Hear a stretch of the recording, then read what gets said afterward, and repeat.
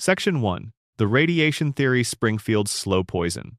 Let's start with the one theory that explains everything. Not most things. Everything.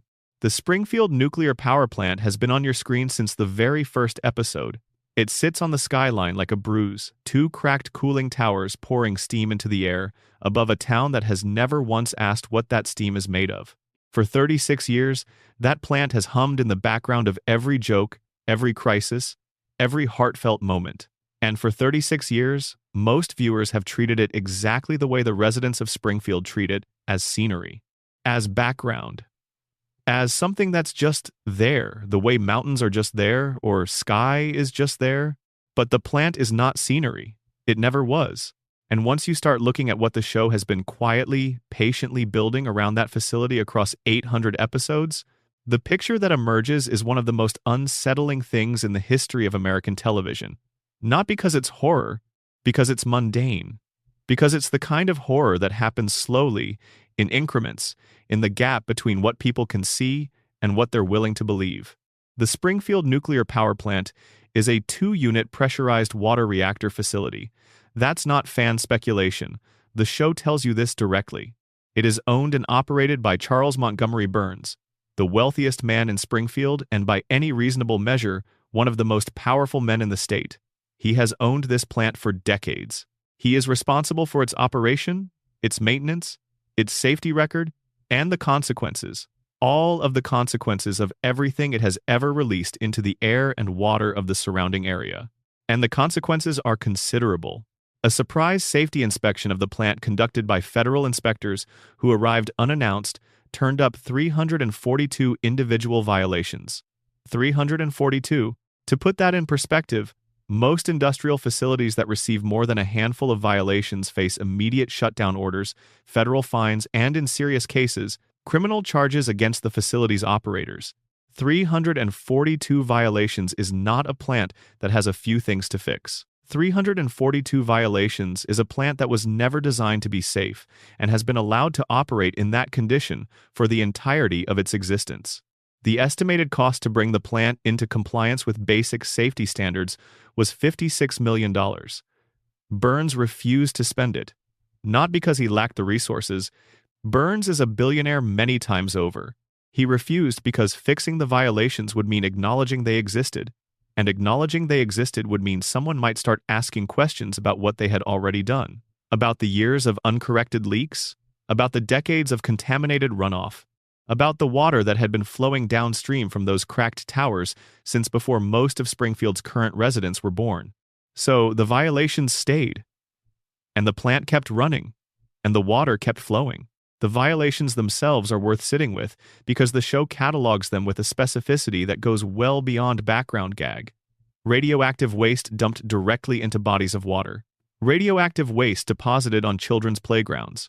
Plutonium weapons-grade nuclear material being used as a paperweight on a desk. Cooling towers patched with chewing gum instead of engineering. Luminous rats running through the facility's maintenance corridors.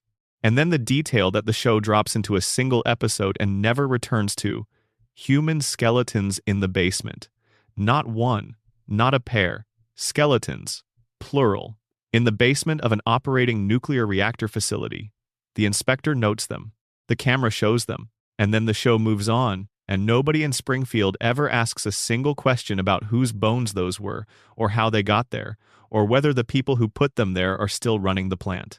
The man responsible for preventing all of this, the person whose job description is literally to stand between the plant's operations and the health of the surrounding population, is Homer Simpson.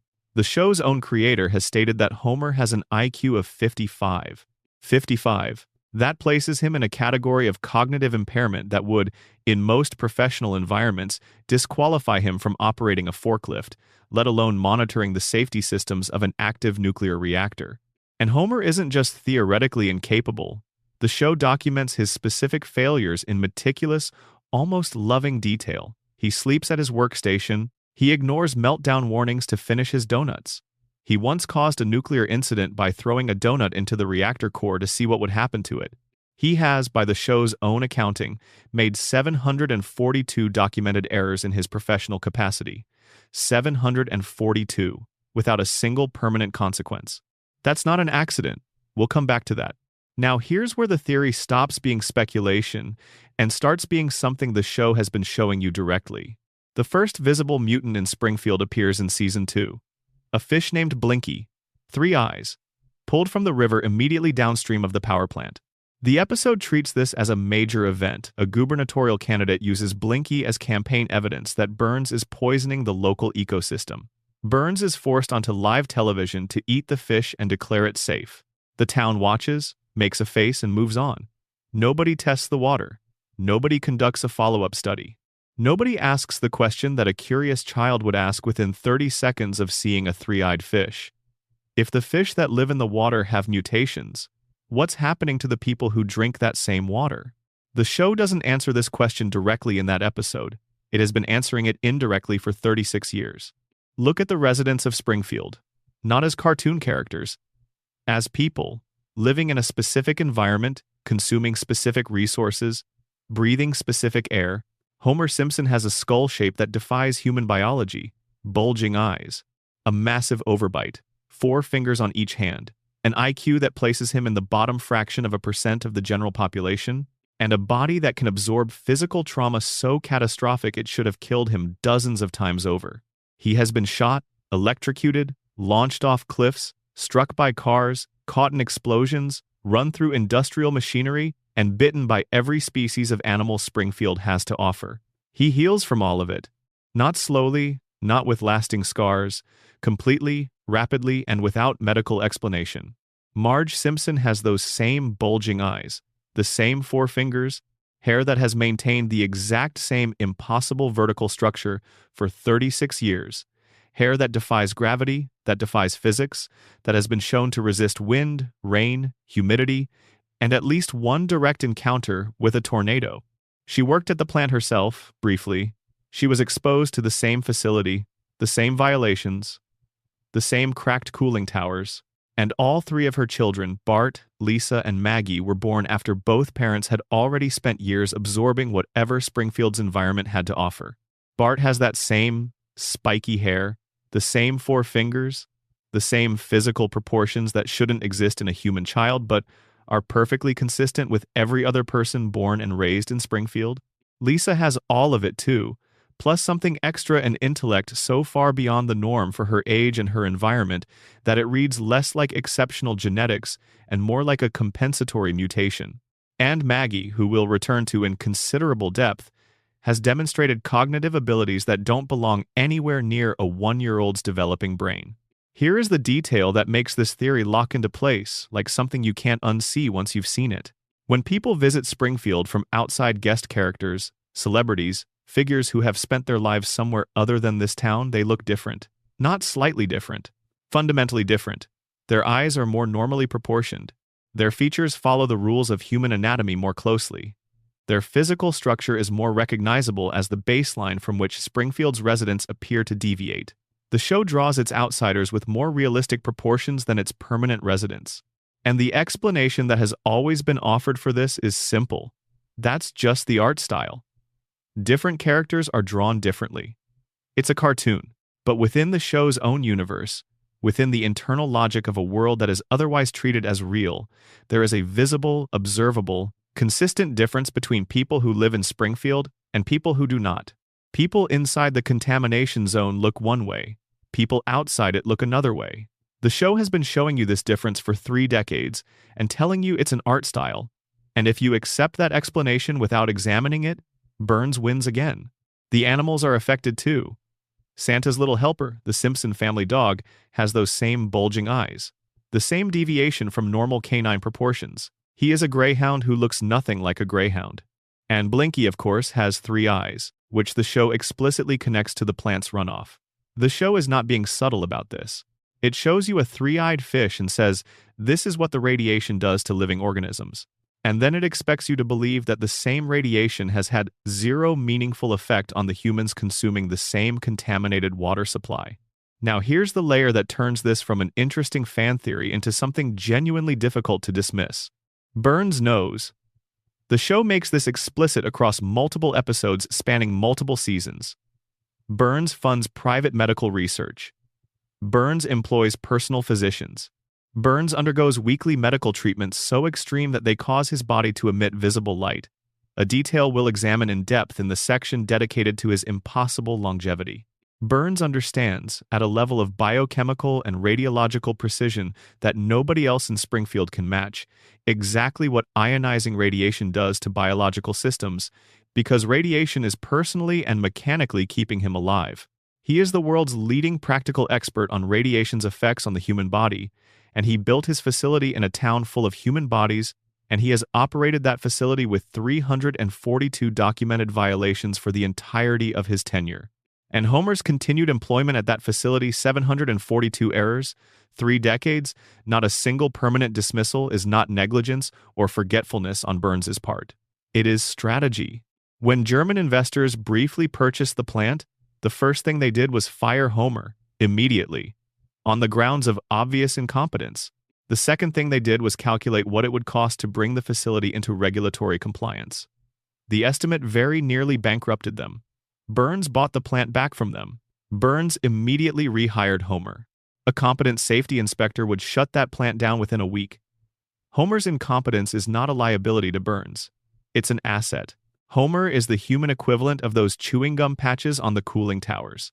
He is the thing that keeps the inspection reports empty and the violations undocumented and the questions unasked. Season 12 reveals one more piece of the puzzle, and it's the piece that makes the whole structure click. Homer once had a foreign object, a crayon, removed from his brain. A crayon that had been lodged there since childhood, physically suppressing his cognitive function. Without it, Homer's IQ skyrocketed. He became articulate. He became perceptive. He became intelligent enough to see Springfield clearly, to understand his job clearly, to comprehend the architecture of what his life had actually been. And it was unbearable. He saw the plant for what it was. He saw Burns for what he was. He saw the gap between the life he was living and the life that had been taken from him, and it was too much to carry, so he had the crayon reinserted. He chose to go back to sleep. But here's the question that floats at the edge of that episode and never gets addressed. How does a crayon get lodged in a child's brain without being discovered? Homer grew up in Springfield. He saw Springfield doctors throughout his childhood. He received checkups, treatments, visits. Not one of those Springfield medical professionals, across his entire childhood and adolescence, found a foreign object in his skull. Either every doctor in Springfield is operating at a level of incompetence that mirrors the plant's safety record, which itself would be explained by decades of exposure to the same contaminated environment, or someone found that crayon and made a decision about it. And if the medical establishment in Springfield is operating under Burns's influence, if the same institutional corruption that keeps those violations off the books extends into the town's healthcare infrastructure, then Homer's crayon is not just a plot device. It is a piece of a much larger system. The people of Springfield have something wrong with their brains, something that keeps them compliant, something that keeps them from looking up at those cooling towers and asking the question that a child would ask, the question that should have been asked in Season 2 when Blinky showed up with 3 eyes. Why are we all like this? The radiation theory provides a unified answer to that question. The characters don't age because their biology has been altered at the cellular level by decades of cumulative exposure. The town resets after catastrophic events because the population's capacity for sustained critical memory is compromised by ongoing neurological damage. Homer survives injuries that should be fatal because his body has adapted to radiation in ways that make him extraordinarily durable at the cost of his cognition. Burns stays alive through treatments that would kill an unmodified human because he has spent a century developing and refining his own personal radiation management protocol with resources that nobody else in Springfield has access to. And nobody asks questions because the thing that would allow them to ask questions, the neurological infrastructure of critical thought, has been progressively eroded by the same source that requires their silence for its continued operation. Springfield is not a quirky cartoon town. It is a contamination zone with a charming coat of paint. The residents are not eccentric, they are symptomatic. And the nuclear plant that dominates their skyline and provides their electricity and employs their neighbors is not a background gag. It is the cause. It has always been the cause. Every yellow face in Springfield traces back to those cracked cooling towers. Every four-fingered hand, every forgotten catastrophe, every impossible recovery, every reset, every mystery. The plant isn't just part of the show.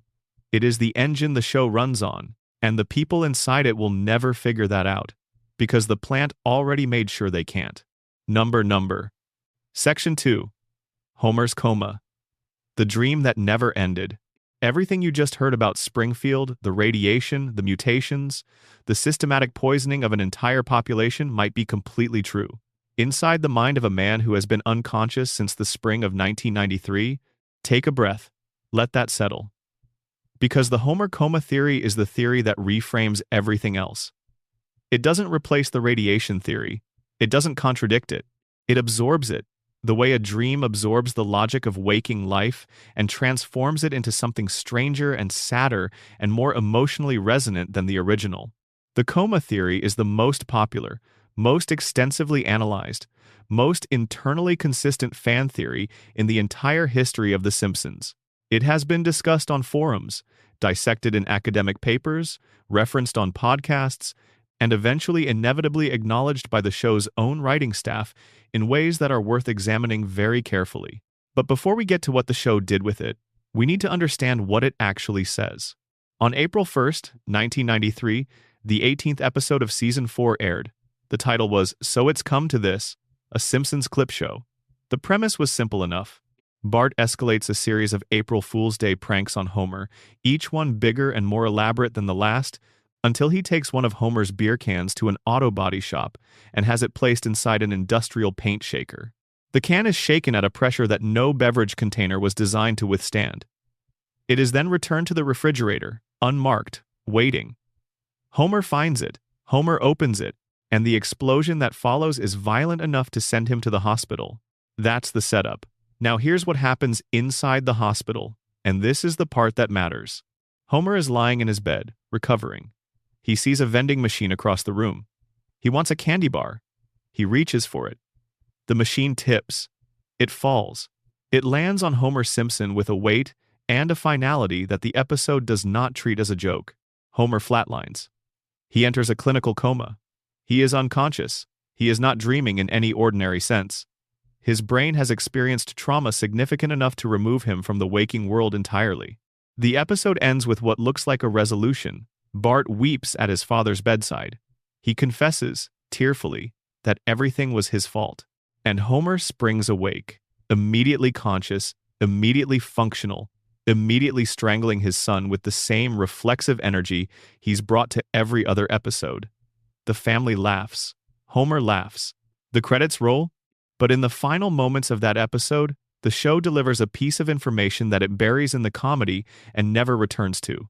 Homer lost 5% of his brain function during the coma. 5%, permanently, gone, never coming back. And Homer's response to being told he has sustained irreversible neurological damage is to laugh while simultaneously admitting that he has no idea why he's laughing. The family finds this charming. The episode ends, and The Simpsons continues for 32 more seasons as if none of that happened. Unless none of it did. The Homer coma theory, originally proposed by a Reddit user, makes a single, elegant, devastating claim. Homer Simpson did not wake up from that coma in April of 1993. The episode's final scene is not a recovery. It is the last moment of consciousness that a brain under severe trauma can generate before going fully dark. Everything since that date, every episode, every storyline, every guest appearance, every journey, every friendship, every crisis, every laugh is a dream. A long, increasingly elaborate, increasingly surreal dream generated by the damaged mind of a man lying in a hospital bed in Springfield General, slowly losing function while his family sits beside him and waits. The evidence is organized around two pillars: what the show looked like before the coma and what it looked like after. Before Season 4, before the coma episode, The Simpsons was a different kind of show. It was grounded. Not realistic in a documentary sense. It was always a cartoon, always heightened, always operating with a comedian's sense of timing and proportion. But the problems it explored were recognizable. Homer tries to stop drinking. Marge feels overlooked.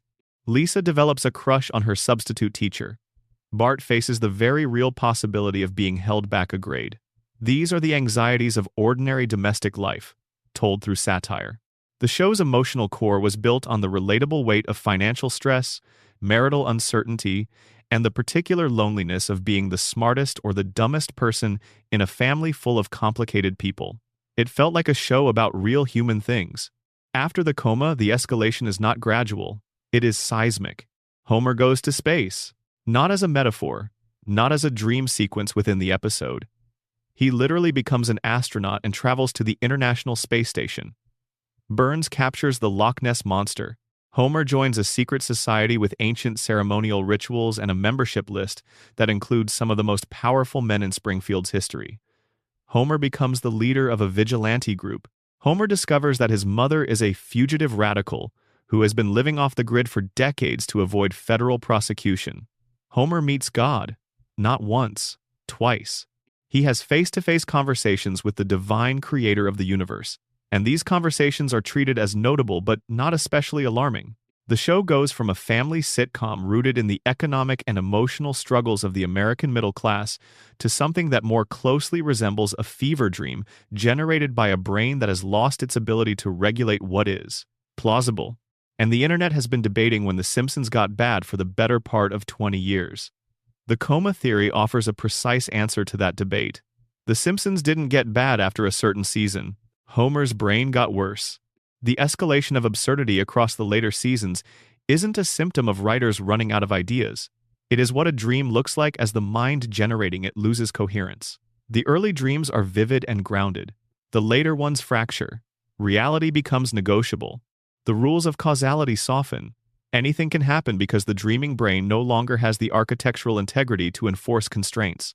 Now, here is the detail that makes this theory feel like something more than pattern matching. 6 months before the coma episode aired in the season 4 premiere, an episode called Homer the Heretic, Homer has a direct conversation with God, a real one, face to face. And during this conversation, God tells Homer something specific. He tells him that he will learn the meaning of life. But not yet. God tells Homer his time is coming. 6 months later, Homer is in a coma. The timeline is exact. God told Homer that his conscious life was approaching its end, and 6 months after that conversation, Homer's conscious life ended. The show presents this as a theological comedy beat a quirky exchange between an unlikely pair. The coma theory reads it as a prophecy. God was not offering Homer comfort. God was offering him a warning. His time in the waking world was almost up, and everything that followed would be the dream of a man who had already, in some meaningful sense, left. The aging problem is where the coma theory produces its most emotionally piercing explanation. Nobody in Springfield ages. This is the central impossible fact of the show's universe, the thing that every long-term viewer has accepted as a convention while simultaneously finding slightly strange if they think about it too carefully. Bart has been 10 years old for 36 years. Lisa has been 8. Maggie has been 1. Homer and Marge haven't gained a wrinkle between them across 3.5 decades of canonical time. Every other theory attempts to explain this. The radiation theory says mutated biology has disrupted normal cellular aging. The cartoon logic explanation says this is simply how long-running animated shows work and we shouldn't expect more. But the coma theory has the simplest explanation, and it's the one that is hardest to set aside once you've heard it. Nobody ages because they exist inside the mind of a man who went unconscious in April of 1993 and never came back. Of course, his children don't grow up. His unconscious brain cannot imagine them older because he was not there to watch them become older. He has no reference material. His memory of his children is frozen at the last moment he saw them with conscious eyes, and so in the dream they remain exactly as they were. Of course, Marge doesn't age. The last time Homer saw her, she looked exactly like that. Of course, his friends don't change. His memory of them is sealed at the instant the vending machine fell. And sealed memories don't accumulate new wrinkles or gray hairs, or the particular weight that life places on a face over decades. Homer's coma dream preserves his world with the fidelity of a photograph, because that is what the mind does when it cannot move forward. It holds the last frame and runs it on a loop. The celebrity appearances that flood the later seasons of the show, the parade of famous faces through Springfield that becomes increasingly conspicuous as the seasons accumulate, also find a home in this theory. Homer's brain is not sealed in a silent room. He is in a hospital. There is a television in that hospital room. There are visitors who speak. There are nurses who have radios. There are sounds and voices and cultural fragments drifting through the air above his bed, and his dreaming brain receives them the way a radio receiver catches signals through interference. It hears a name. It catches a voice. It processes a fragment of a song or a phrase from a news broadcast. And it weaves these signals into the dream, because the dream needs population, and the only population available is the ambient noise of the waking world bleeding through. Every celebrity who visits Springfield is, in this reading, a voice.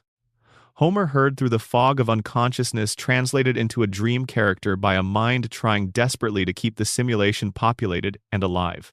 The show acknowledged this theory directly, though in a way that raises more questions than it answers.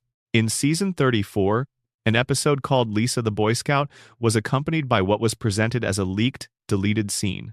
A scene in which Homer wakes from a long coma and reveals that every outlandish episode had been a dream. The scene was fully animated. It was voiced. It was produced to broadcast quality. And then the show's official position was that it had been planted by hackers as a hoax, that it wasn't real, that Homer was not in a coma and never had been. But the show made it. They animated it. They recorded it. They built, with full professional resources, a scene depicting the exact scenario that fans had been arguing for decades. And then they said it was a joke? Just kidding. Look away. The fact that they made it is a confession, even if the words attached to it are a denial. Executive producer Al Jean addressed the theory directly in 2015. He said it wasn't true. He dismissed it as speculation. But he did not explain why nobody ages. He did not explain the tonal shift after the coma episode. He did not account for the conversation God had with Homer 6 months before the incident. He did not trace the progressive dissolution of the show's internal logic from grounded domestic drama into something that operates more like uncontrolled surrealism with each passing season. He said it wasn't true, and the interview moved on. Fans didn't move on. Because the theory does something that no official explanation has ever accomplished. It makes the show make sense. All of it. Every piece. The aging freeze has a mechanism. The tonal shift has a cause. The celebrity flood has a source. The reset button that wipes consequences between episodes has a logic. The dreaming brain refreshes each cycle the way a sleeper moves between dream phases, carrying only fragments from what came before. Homer's impossible physical resilience has an explanation, because nothing is actually happening to his body. His body is in a hospital bed. Only his mind is in Springfield. And his mind cannot kill the protagonist of its own dream, because the protagonist is the dreamer, and the dreamer cannot die inside his own dream without the dream ending entirely. And here is the part that stays with you. If the coma theory is true, then The Simpsons is not a comedy. It is a love story. The most elemental kind of love story, a man holding onto the only thing he ever loved with the only thing he has left, which is his mind. Homer's deepest wish is not complicated. He wants his family. He wants Marge to love him. He wants Bart to still be young and mischievous and his. He wants Lisa to still be there with her saxophone, asking questions that nobody else in the room thinks to ask. He wants Maggie to still be small enough to hold in one arm. He wants Friday night on the couch at the house on Evergreen Terrace to last forever. And in the coma, it does. The dream gives him exactly that, preserved in amber, untouched by time. Homer's coma is not a nightmare. It is the only heaven a man like Homer Simpson would ever think to ask for. A house on Evergreen Terrace where the kids are always young and the beer is always cold and nobody ever has to say goodbye. And every time the credits roll and the episode resets, it's not lazy writing. It's Homer's brain refusing to let the story end. Because if the story ends, if the dream stops, if the simulation crashes, Homer has to wake up. And waking up means finding out how much time has actually passed, how old his children really are, whether Marge waited, whether anyone is still sitting by his bed, or worse, not waking up at all. The show will never confirm the coma theory. It will also never fully disprove it, because the evidence is not in any single episode or any single line of dialogue. The evidence is in the structure of the show itself, in the aging that doesn't happen, in the reality that keeps getting stranger, in the family that keeps getting found. No matter what, every episode, by the end, Homer always finds his way home, because in the dream, he never left. Number Section 3. Who really shot Mr. Burns? The case that was never closed. Before we go any further, let's be clear about one thing. The official answer is Maggie. Season 7, Episode 1. Baby Did It. That is the canonical, writer-endorsed, DVD commentary-confirmed resolution to the greatest mystery The Simpsons ever constructed. We know this. We are starting here, not because the official answer is wrong, but because the more carefully you examine the evidence, all of it, including the evidence the show presents alongside its own conclusion, the more the official answer starts to look less like a solved case and more like a very tidy cover story. Let's go back to the beginning. Season 6, Episode 25. Who Shot Mr. Burns? Part 1. Summer of 1995. This was the moment The Simpsons did something no animated show had ever attempted. A genuine, audience participation murder mystery. A cliffhanger built over months of promotion. A national contest. A tie-in special from America's Most Wanted that treated the fictional crime like a real unsolved case. Fox threw its full promotional weight behind this. The show wasn't just a television program that summer, it was a cultural event. A puzzle that millions of people were invited to solve. And the puzzle started with this. Mr. Burns had gone too far. The show had always established Burns as a villain in the broad, operatic sense. A man who took what he wanted because he had always been able to take what he wanted and had never been made to face anything resembling a consequence. But in this two-part arc, the show laid out Burns's crimes with a specificity and a cumulative weight that transformed him from a recurring antagonist into something that felt genuinely intolerable. He stole an oil well from beneath Springfield Elementary School, devastating the school's budget and gutting its programs. He used that theft to bankrupt Moe's Tavern, destroying the livelihood of a man who had already had precious little. He created a sinkhole that swallowed the Springfield retirement castle. He injured Santa's little helper. And for the finale, because Burns does not do things halfway, he constructed an enormous mechanical disc and used it to physically block the sun over the entire town of Springfield. Not metaphorically. He stole the sun. He removed daylight from an entire community so that every resident would be forced to purchase electricity from his plant because there was no longer a free alternative. When Smithers protested, Burns fired him. By the time Part 1 reached its climax, every person in Springfield had a concrete, specific, personally motivated reason to want Charles Montgomery Burns dead. The show laid this out methodically. Homer, because Burns had been unable to remember his name for the entirety of his employment, a slight that had accumulated over years into something that felt less like forgetfulness and more like a deliberate erasure of identity. Bart and Lisa, because the school's stolen funding had left their education in ruins. Grandpa Simpson, because the retirement castle his home had been destroyed. Groundskeeper Willie, because he had lost his job. Tito Puente, because Burns had cut the music program. Moe, because his bar was gone. Even Smithers, freshly fired, publicly humiliated, spiraling into something that the show depicted with surprising rawness for a comedy series. Every one of them was holding something that night. A weapon, a grudge, a breaking point. The town gathered to confront Burns in a public setting. And then Burns was shot. A single bullet wound. He staggered. He fell against the town's sundial, his hands landing on two letters W and S. Or from his perspective, M and S. An ambulance came. The screen went dark. America waited an entire summer. The resolution, when it came in September of 1995, was presented as a procedural comedy. Chief Wiggum and the Springfield police stumbled through the investigation with their characteristic incompetence. Smithers confessed immediately, which seemed to solve everything, until it became clear that Smithers had been so thoroughly blackout drunk that night that he had actually shot someone else entirely. Jasper. In his wooden leg? At a completely different location? Smithers was not the shooter. He had simply been drunk enough to be confused about what he had done and guilty enough to confess to whatever crime seemed most likely to fit his state of mind. One by one, the suspects were eliminated. Skinner had an alibi. Moe had an alibi.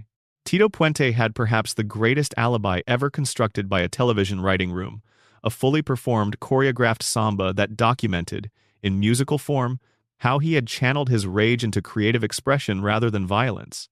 Then the DNA evidence arrived. An eyelash on Burns's suit, a Simpsons DNA, Homer's fingerprints on the gun, Homer's clear, documented, years-long motive. Homer was arrested. Homer was about to be convicted. And then Burns woke up, and Burns identified the shooter. It was Maggie, baby Maggie Simpson. According to Burns's account offered by a man who had just regained consciousness after being shot, and whose recent medical history included treatment regimens so extreme they caused his body to emit visible light, he encountered Maggie in the parking lot after the town meeting. He attempted to take her lollipop. In the struggle, his gun fell from his holster. Maggie picked it up, the gun discharged. Burns was shot. Mystery solved. Baby did it. Move on. Except, let's start with the contest. Fox invited viewers across the country to submit their solutions to the shooting. The winner would be animated into a future episode. Thousands of entries were submitted.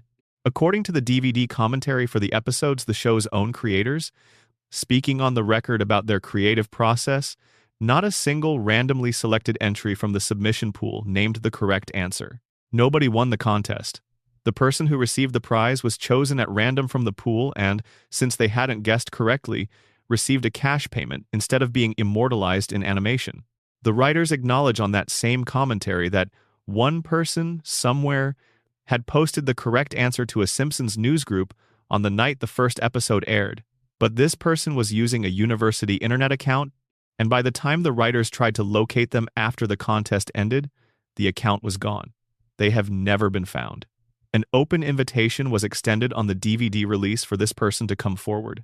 As far as anyone knows, they never did. Now consider what that means. The show's creators designed and promoted a mystery they described as solvable from the clues available in Part 1. They ran a national contest around that premise, and when the answer was revealed, essentially nobody out of a viewing audience in the millions had correctly deduced it. Either the clues in Part 1 were not sufficient to lead a reasonable viewer to the correct answer, or the answer didn't logically follow from the evidence the way the show claimed it did, or both. Look at the sundial. Burns falls. His hands land on the letters W and S, which from Burns's perspective read as M and S, Maggie Simpson. The show presents this as the central physical clue, the victim's own hands pointing toward the killer's initials. But Burns himself, in his account of the shooting, explicitly states that his positioning on the sundial was not intentional. He didn't arrange himself to spell anything. He fell. The sundial clue, the thing that the show anchors its resolution to, is described by the only witness to the shooting as a coincidence. The most famous clue in Simpsons history is, according to the victim, meaningless. Then there is the gun. Burns carried a weapon in a holster. In the episode, the holster is shown empty before the shooting occurs. The gun was already missing from his person before the attack. Whoever shot Burns used Burns's own weapon, which they obtained from him before the shooting, not during it. This means the shooter was not someone who arrived at the town meeting already armed and angry. The most furious, most obviously dangerous people at that gathering had brought their own weapons. The shooter is someone who was not planning violence, someone who encountered the gun by chance, someone for whom the shooting was impulsive rather than premeditated. A baby finding a gun on the pavement fits that profile. So do roughly a dozen other characters. But the profile itself is worth holding on to, because it narrows the field in ways the show doesn't fully acknowledge. Then there are Burns's last words. Before being shot, Burns says, "Oh, it's you."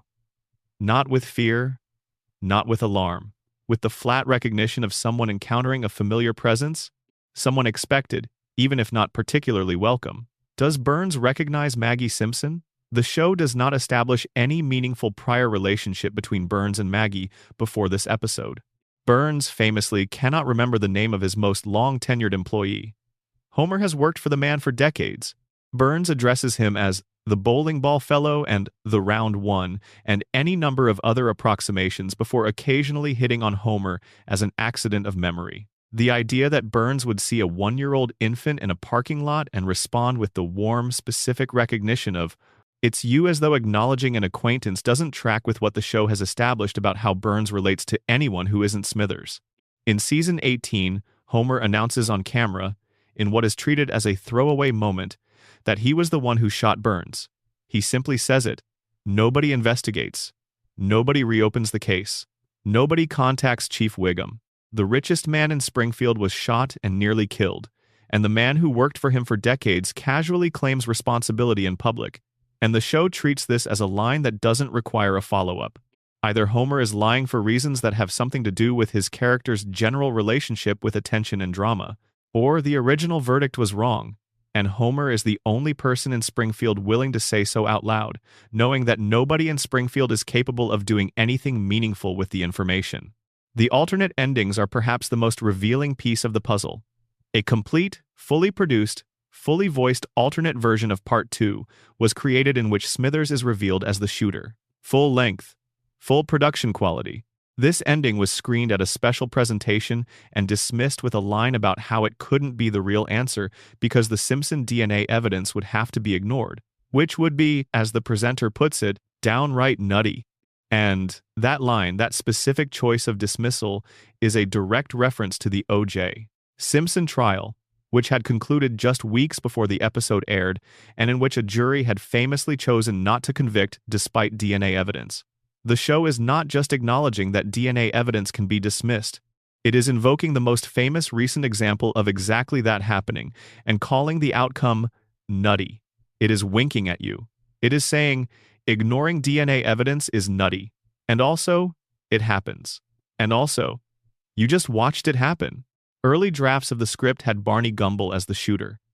The writers considered this seriously. They came close to committing to it. This was abandoned, but not because Barney had an airtight alibi or because the evidence didn't support it. The answer was abandoned because it didn't serve the show's character needs at that moment. The writers arrived at Maggie not because the clues in Part 1 pointed there, but because Maggie offered something operationally useful, a suspect who could be identified without being prosecuted. Chief Wiggum says it himself. No jury in the world would convict a baby, except maybe Texas. Maggie was not the answer the evidence demanded. Maggie was the answer the show needed, a resolution that closed the case without requiring anyone to face a consequence. The final shot of Part 2 shows Maggie alone in the room after everyone else has left. She checks her surroundings carefully. She confirms she is unobserved. Then she moves her pacifier in a motion that mimics the pulling of a trigger. The show wants you to read this as confirmation. Baby did it, and she knows it. But there is another reading, and it is just as supported by the image itself. A baby watched someone shoot a man, and now she is doing what babies do with experiences that imprint on them. She is imitating what she witnessed, not confessing, remembering. The most compelling alternate theory centers on Marge. The Reddit-sourced argument for Marge as the shooter is surprisingly strong. Marge had watched Burns destroy her children's school, injure her family's dog, and steal the son from the town where she was raising her family. Marge had motive that was specific, maternal, and deeply felt. And Burns, the theory argues, fell in love with Marge in an earlier episode, an infatuation that the show establishes canonically and then files away. Under this reading, Burns did not identify Marge when he woke because he could not bring himself to. He pointed at the sundial. He let the investigation run its course. He let a baby take the blame because the baby was unprosecutable and because naming the woman he had been infatuated with was something he was constitutionally unable to do. Maggie became the answer because Maggie was convenient. A 1-year-old cannot be tried for attempted murder. She cannot be sentenced. She cannot even properly deny the accusation. She is the perfect fall figure for a crime that someone with influence wanted covered. The official answer is Maggie Simpson. The show committed to it. The writers stand behind it. But the contest that nobody won, the clues that the victim described as meaningless, the alternate endings that were fully produced, Homer's publicly ignored confession in Season 18, the final shot of a baby mimicking a trigger pull in an empty room, all of it suggests the same thing. The greatest mystery in Simpsons history was not solved. It was closed. And in Springfield, those are two very different things. Number, Section 4. Mr. Burns, the man who refused to die. This is not a rhetorical question. This is not a joke about cartoon characters who don't obey the rules of biology. Within the established logic of the Simpsons universe, within the rules the show has set up and operated under for 36 seasons, Charles Montgomery Burns is a medical impossibility. And the show has been telling you this, episode by episode, across decades of runtime, in ways that accumulate into something genuinely strange. His age is the place to start. The show has stated it, implied it, and occasionally contradicted it across dozens of episodes. But every version of the timeline, every flashback, every historical reference, every anecdote Burns delivers as personal experience places his birth somewhere in the late 1800s. He has described events from before the turn of the 20th century as things he personally witnessed. He has referenced working relationships with figures who died before the oldest members of the show's audience were born. He attended Yale. He served in some capacity during the Second World War, though the nature of that service involved moral choices that the show treats with characteristic dark comedy. He stole a $1 trillion bill from the United States government during wartime and kept it hidden for decades without apparent concern. He has described the Gilded Age, the economic era of the 1880s and 90s, not as history but as lived experience, as the context in which his family's fortune was established and his own character was formed. By the most conservative reading of the show's timeline, Burns is well over 100 years old. By the most liberal, he is pushing toward 140. And in either case, he is not simply alive. He is functioning. He runs a multi-billion-dollar corporation with strategic clarity and institutional knowledge that nobody in Springfield can match. He manipulates municipal politics with a precision that suggests not just intelligence but decades of practice at exactly this kind of manipulation. He orchestrates long-term schemes that require sustained planning, a working knowledge of modern law and finance and technology, and the capacity to hold complex objectives across time spans that would be beyond most people's planning horizon. His body is frail physically. He is a man assembled from the spare parts of extreme old age, with no meaningful physical strength. But his mind is a different matter entirely. His mind is razor-sharp. His strategic intelligence is arguably the highest of any character on the show, which is saying something in a cast that includes Lisa Simpson. And he has been operating at that level for longer than any human being has ever sustained conscious thought.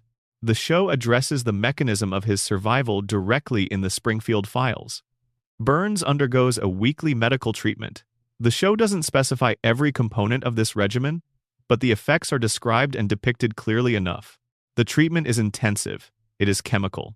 It involves what the show describes as radiation therapy at a level of exposure that would be catastrophic for an ordinary person.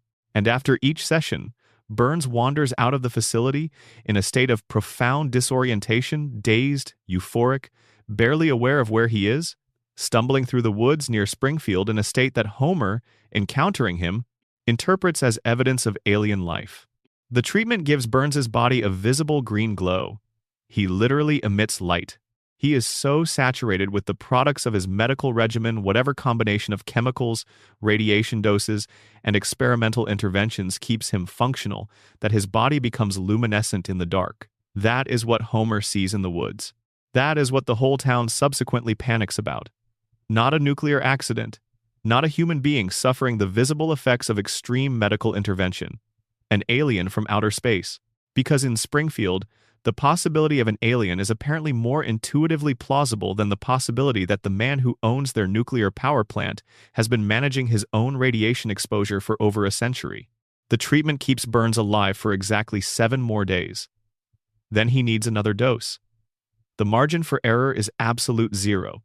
Miss one treatment and the disease equilibrium, more on that, momentarily collapses. The infrastructure of his survival depends entirely on the precision of its own schedule.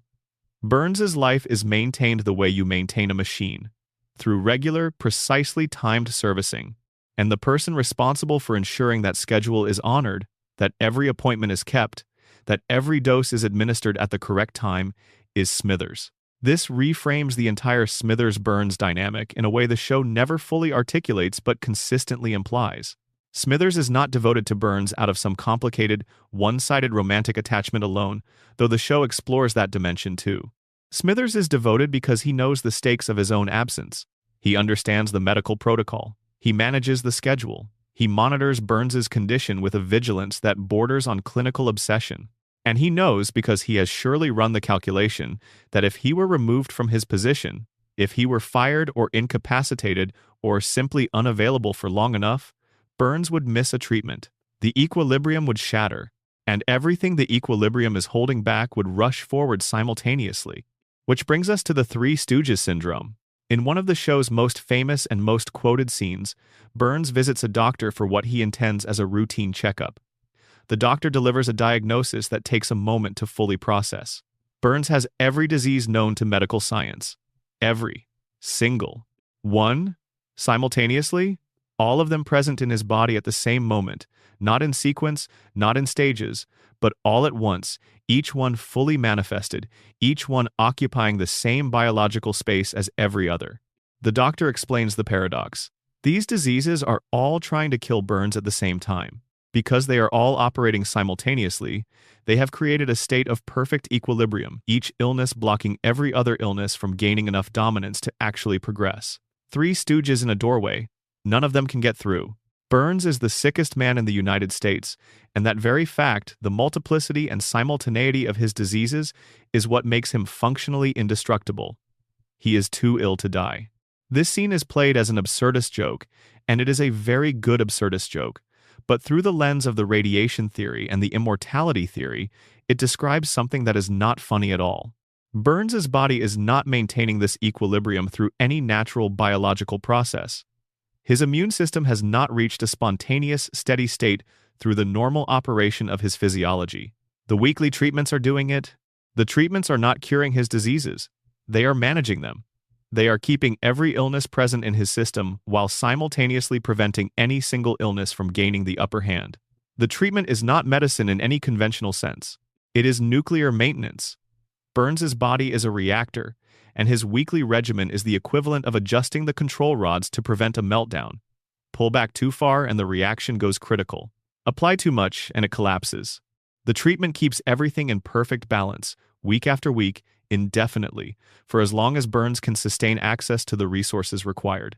And Burns has spent a century building systems to ensure that access never fails. This is where the money becomes inseparable from the survival. Every dollar Burns has accumulated the fortune that predates the Industrial Revolution. The wealth that his family has compounded across generations for centuries serves, at its most fundamental level, a single purpose. Keep Burns alive. Keep the treatments coming. Keep the diseases balanced. Keep the reactor running. Every political favor he has called in, every regulatory system he has compromised, every doctor he has retained and every researcher he has funded and every facility he has built. It all points at the same outcome, the continuation of Charles Montgomery Burns. His relationship with death across the show's runtime reflects this infrastructure. Burns has come closer to dying than almost any other character. He has been shot. He has been hospitalized dozens of times. He has collapsed, been abandoned in the wilderness, been poisoned, been attacked, and every single time, he comes back not through cartoon resilience, not through the same kind of supernatural physical recovery that Homer demonstrates, but through something more interesting and more sinister. Burns comes back through money, through the machinery of extreme wealth that ensures there will always be a doctor, always be a treatment, always be an experimental intervention available for the man who can afford to make it so. Homer's immortality, if we want to call it that, is passive. His body absorbs and recovers from damage because the show needs him to, and possibly because radiation has altered his cellular architecture in ways that produce extraordinary physical resilience at the cost of his cognitive function. Burns's immortality is engineered. It is the product of a century of deliberate investment in his own survival. Every institution he has corrupted, every system he has bent, every person he has bought, all of it exists in service of one man's refusal to die. The Burns family tree adds another dimension that the show hints at but never fully explores. Burns describes his family as one of the oldest continuously wealthy dynasties in American history. Their fortune predates the nation itself.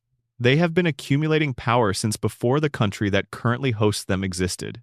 And if that is true, if the Burns family has maintained its position and its resources across centuries, the question that emerges is whether Charles Montgomery Burns is unique in his longevity, or whether he is continuing a family tradition. Before nuclear radiation, before modern medicine, before any of the technology that currently keeps him functional, did previous generations of Burns patriarchs employ their own methods? Did they find their own ways to extend their tenure beyond the natural human limit? The show doesn't say, but it establishes with consistency that this family has been in continuous, uninterrupted control of its fortune for longer than most American institutions have existed. That kind of continuity does not happen by accident. It requires either extraordinary luck or extraordinary measures. And Burns does not appear to be a man who has ever relied on luck. The scariest element of the Burns immortality question is not that he might live forever. It is the specific way in which Springfield needs him to. The town's economy depends on the power plant. The power plant depends on Burns. Burns depends on the treatments. The treatments depend on the infrastructure that Burns's wealth provides. It is a closed loop, a self-sustaining system where the man, the machine, and the money feed each other in an endless cycle that none of them can survive without the others. Springfield cannot kill Burns because Springfield cannot function without him. And Burns cannot die because dying would mean the entire system he has spent a century constructing would finally have to answer for what it has done to the people it was built on top of. He is not immortal. He is something Burns himself would probably find more satisfying than immortality. He is too expensive to die, and Springfield will keep paying the bill for as long as Burns keeps the lights on, which, if the treatment schedule holds, will be forever.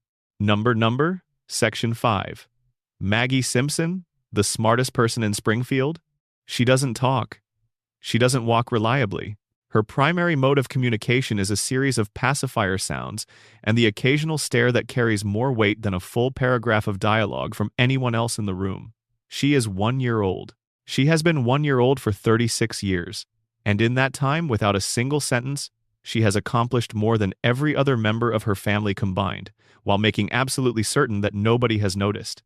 Let's start with the shooting, not because it's the most interesting thing about Maggie Simpson, but because it establishes the baseline.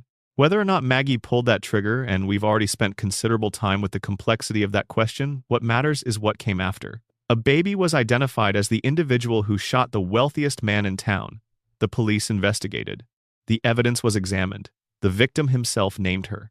And the official conclusion was, yes, this infant committed an act of serious violence against a grown man, and there is nothing to be done about it. The case was closed not because there was no evidence, but because the evidence led to someone who existed entirely outside the legal system's capacity to address. No jury in the world would convict a baby. Chief Wiggum said so, and that was the end of it. Now look at the final shot of that episode one more time. Everyone has left the room. Maggie is alone. She looks around. Slowly, deliberately, she checks the doorway. She confirms that no one is watching, and then she moves her pacifier in a specific, unmistakable motion, the kind of motion you make when you are imitating the pulling of a trigger. The show presents this as confirmation. She did it. She knows she did it. But the sequence of actions required to produce that moment, the checking of surroundings, the confirmation of privacy, the decision to perform the gesture only once certain observation is impossible. That sequence is not reflexive. It is not random infant behavior. It requires situational awareness, memory of a specific past event, the capacity to assess risk, the judgment to suppress the behavior when others might see it and release it only when the coast is clear. Those are not the cognitive abilities associated with a 1-year-old. They are the cognitive abilities associated with someone who understands exactly what they've done and has decided, with considerable sophistication, that secrecy is the correct response. The Longest Daycare is where the case for Maggie's extraordinary intelligence becomes impossible to dismiss. This 7-minute theatrical short, released in 2012 and nominated for an Academy Award, is essentially a concentrated demonstration of what Maggie's mind is actually capable of when the constraints of a regular episode don't require it to stay in the background. The premise is simple. Maggie is brought to a daycare facility. She encounters a caterpillar about to become a butterfly. Another child, a bully named Gerald, wants to destroy it.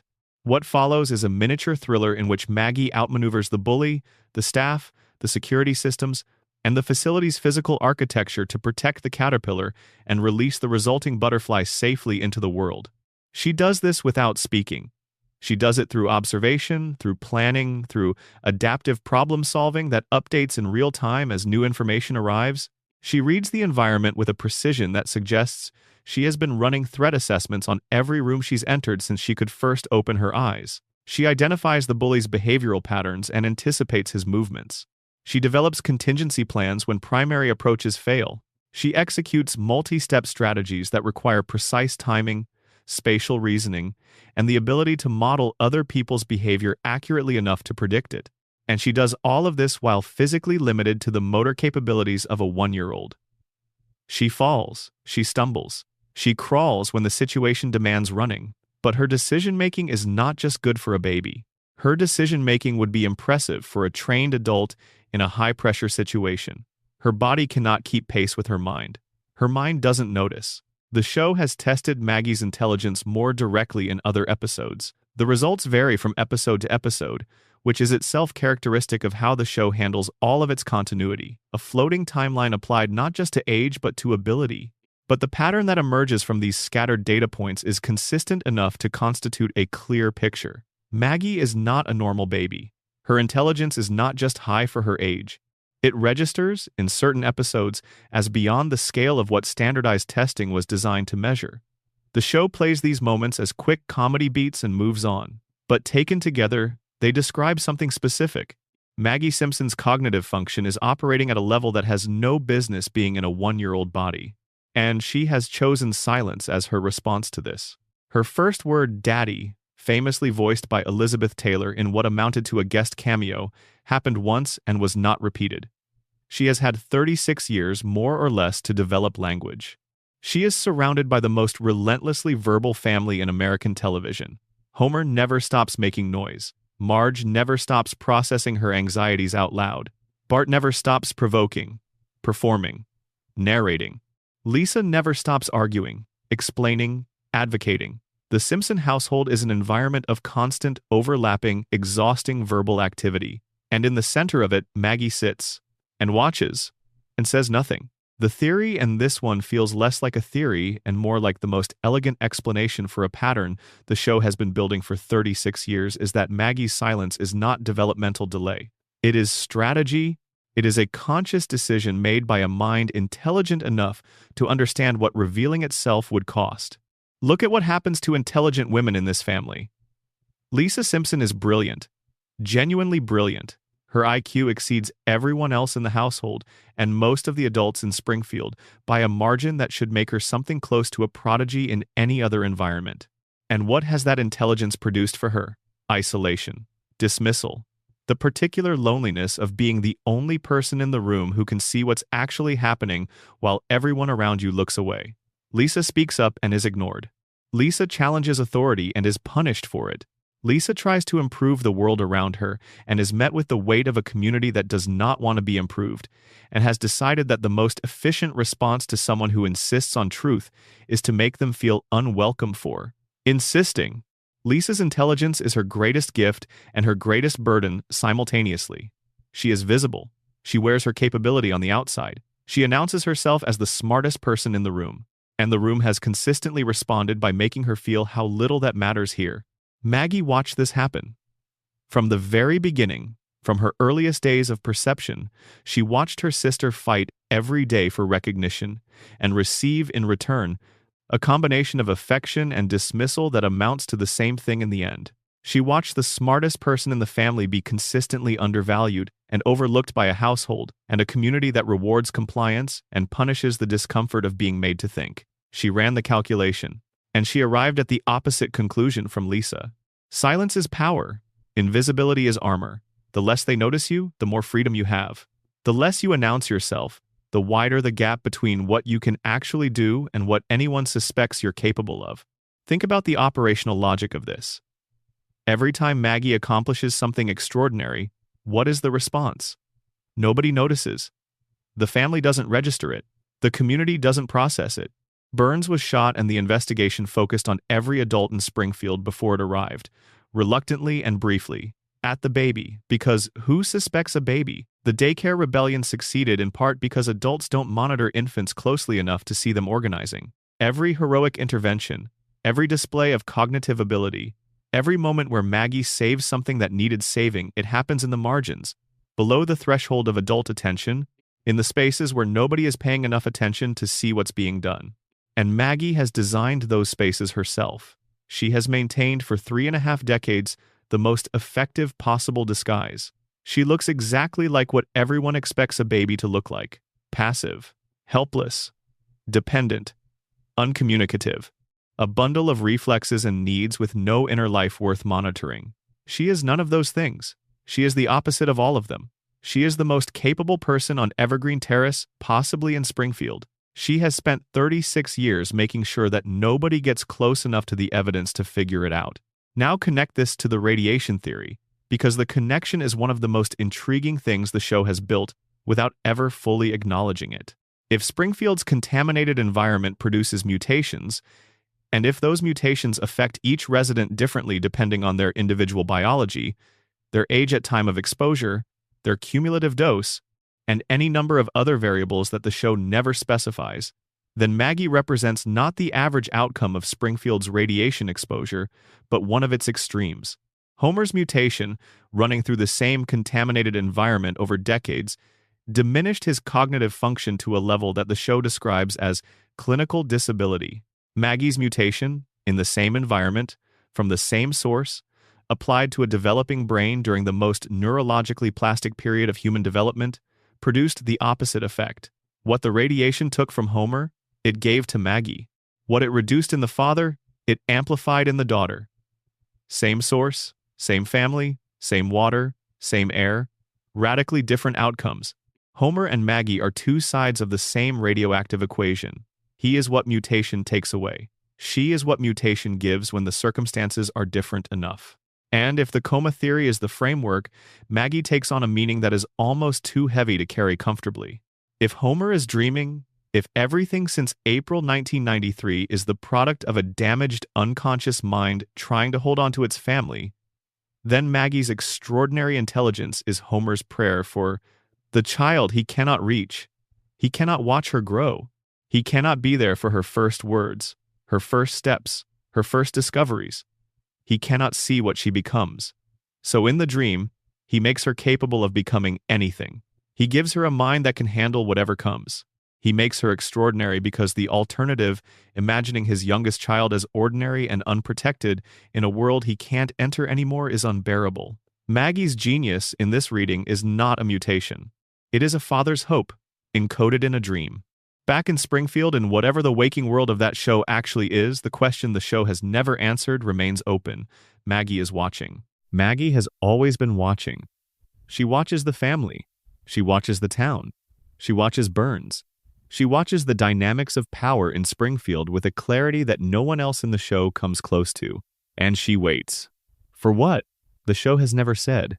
Maggie's endgame is the last genuinely unsolved mystery of the Simpson family, because it is the one mystery the show has most deliberately left open. She is the only character whose future remains entirely unknown, not because the show hasn't thought about it, but because it has thought about it and decided that what Maggie Simpson eventually decides to do with everything she has been quietly accumulating is too significant to resolve in a single episode. She shot a billionaire at 1 year old, and the justice system had no mechanism to address it. She led a daycare rebellion against a tyrant, and the adults never even knew it happened. She has saved her family from situations that would have overwhelmed anyone else in the household. She has confirmed or denied things with a single nod that changed the course of episodes. Maggie is 1 year old. She cannot reliably walk, she cannot form sentences, and she is the most powerful person on Evergreen Terrace. She just hasn't decided what to do about it yet. And maybe that, above everything else about her, is the thing that should make Springfield nervous. Not what she has done, what she is waiting to do. Behind that pacifier, behind those enormous watchful eyes, behind 36 years of strategic, deliberate silence, something is planning, something is patient. And when Maggie finally decides to act, Springfield will not see it coming. That is, of course, exactly how she designed it. Number, Section 6. The Simpsons predictions, how a cartoon wrote the future. In the year 2000, an episode of The Simpsons depicted a future version of America in which Lisa Simpson had become the first female president of the United States. The episode established her predecessor in the Oval Office. The predecessor was Donald Trump. The episode aired 16 years before Trump won the presidential election of 2016. 16 years. The internet's response to this coincidence was immediate and enormous. Screenshots circulated, clips went viral. People who hadn't watched The Simpsons in 2 decades were suddenly sharing the moment and asking, with a mixture of amazement and genuine unease, how did they know? The list of apparent predictions is long. In a 1995 episode, the show depicted a device worn on the wrist that performs computing functions, something that reads unmistakably like a modern smartwatch. In a 1994 episode, Homer travels to the International Space Station with a NASA astronaut, decades before commercial space tourism became a realistic concept. In a 1998 episode, Homer discovers an equation that, when examined by actual mathematicians after the episode aired, appears to predict the approximate mass of the Higgs boson particle, a particle whose existence wouldn't be experimentally confirmed until 2012. In a 1999 episode, Homer advances a theory that the universe is shaped like a donut. Years later, cosmologists analyzing cosmic microwave background radiation found patterns suggesting that a toroidal universe structure was not outside the realm of physical possibility. In a 1993 episode, a flu virus originating in Asia spreads to Springfield, causing mass panic, supply shortages, and a frantic search for a treatment. The episode aired 27 years before COVID-19, and in the chaos of that fictional outbreak, the town accidentally releases a swarm of aggressive insects which felt unexpectedly resonant when Asian giant hornets arrived in the Pacific Northwest during the actual pandemic. In 1996, an episode featured a comedic scenario in which hip-hop group Cypress Hill accidentally booked the London Symphony Orchestra at the same event while operating under the influence of certain substances. That exact collaboration happened in 2024 when Cypress Hill performed with the London Symphony Orchestra at the Royal Albert Hall. 28 years between the joke and the reality. In 1998, the show depicted the Walt Disney Company acquiring 20th Century Fox, at that time the show's own parent company. Disney actually completed that acquisition in 2019. The list goes further: video calling technology, autocorrect humor, mass surveillance culture, specific sporting outcomes, political developments, scientific discoveries. The show has generated enough of these coincidences that they have become a cultural phenomenon unto themselves, separate from the show's actual quality or ongoing narrative. The Simpsons predicted is now a genre of social media content that outlasts any individual episode's cultural moment. So, how? The people who make the show offer the most straightforward possible answer. Al Jean, who has been an executive producer since the show's early seasons, put it bluntly: if you throw enough darts, you're going to hit some bullseyes. That's the official position. Volume. The Simpsons has produced nearly 800 episodes across 36 years. Each episode contains dozens of jokes, satirical observations, and extrapolations about American culture, technology, politics, and social behavior. When you generate that much content over that long a period, some of it will align with future events through the pure mathematics of probability. It has to. It would be statistically anomalous if it didn't. Producer Bill Oakley, who ran the show during some of its peak seasons, was even more direct. There are very few cases where The Simpsons genuinely predicted something. Most of it is coincidence because the episodes are old enough that history repeats itself. That's the official position from inside the creative process. Coincidence, volume, and the cyclical nature of human events. Fact-checking organizations have applied systematic scrutiny to the most popular of these claims and found that the majority have explanations that are considerably more mundane than the viral framing suggests. Many of the supposed predictions are actually based on trends that were already clearly visible at the time the episodes were written. The Trump presidency joke was not a prophecy emerging from nowhere. Trump had been publicly flirting with the idea of running for office since the late 1980s. He had been a fixture of American celebrity culture for decades. He had made multiple public statements about his political ambitions. The Simpsons writing staff observed this pattern, noted where it pointed, and wrote a joke about the logical extreme of celebrity politics. They didn't predict a Trump presidency. They extrapolated a visible trajectory to its absurd conclusion. The Disney-Fox merger joke wasn't mystical foresight. Media consolidation was an accelerating trend in the entertainment industry that anyone paying attention to business journalism could track. The show observed a direction the industry was clearly moving and depicted its logical endpoint as satire. The smartwatch joke wasn't prophetic. Technology had been miniaturizing consistently for decades, and the concept of a wrist-worn computer was well within the speculative reach of anyone thinking about where computing was going. The Simpsons writing staff has historically been among the most academically credentialed in the television industry. Multiple writers have degrees from Harvard, Yale, and comparable institutions. Many have backgrounds in mathematics, computer science, physics, political science, and related fields. These are not people making random guesses. They are highly intelligent, deeply educated, obsessively curious observers of American culture who spend their professional lives studying patterns, analyzing systems, and pushing current trajectories to their most extreme, plausible conclusions. They're not reading the future, they're reading the present more carefully than most people do, and then extrapolating forward one step more than most people are comfortable going. The show doesn't predict, it extrapolates. And the gap between extrapolation and prediction is exactly as large as your attention span allows it to be. And yet, the debunking explains most of the predictions. It doesn't explain all of them. Some of the coincidences are specific enough that statistical probability starts to feel like an incomplete answer. The Trump episode didn't just predict that a celebrity might eventually seek political office. It named Trump specifically. It depicted him descending an escalator in a visual sequence that mirrors, with uncomfortable precision, the staging of his actual campaign announcement in 2015. The Siegfried and Roy episode didn't just make a general joke about the risks of working with large predators. It depicted a white tiger attacking one of the performers on stage, which is very close to what happened in 2003 when Roy Horn was critically injured during a live performance. These are not broad trends extended to their logical conclusions.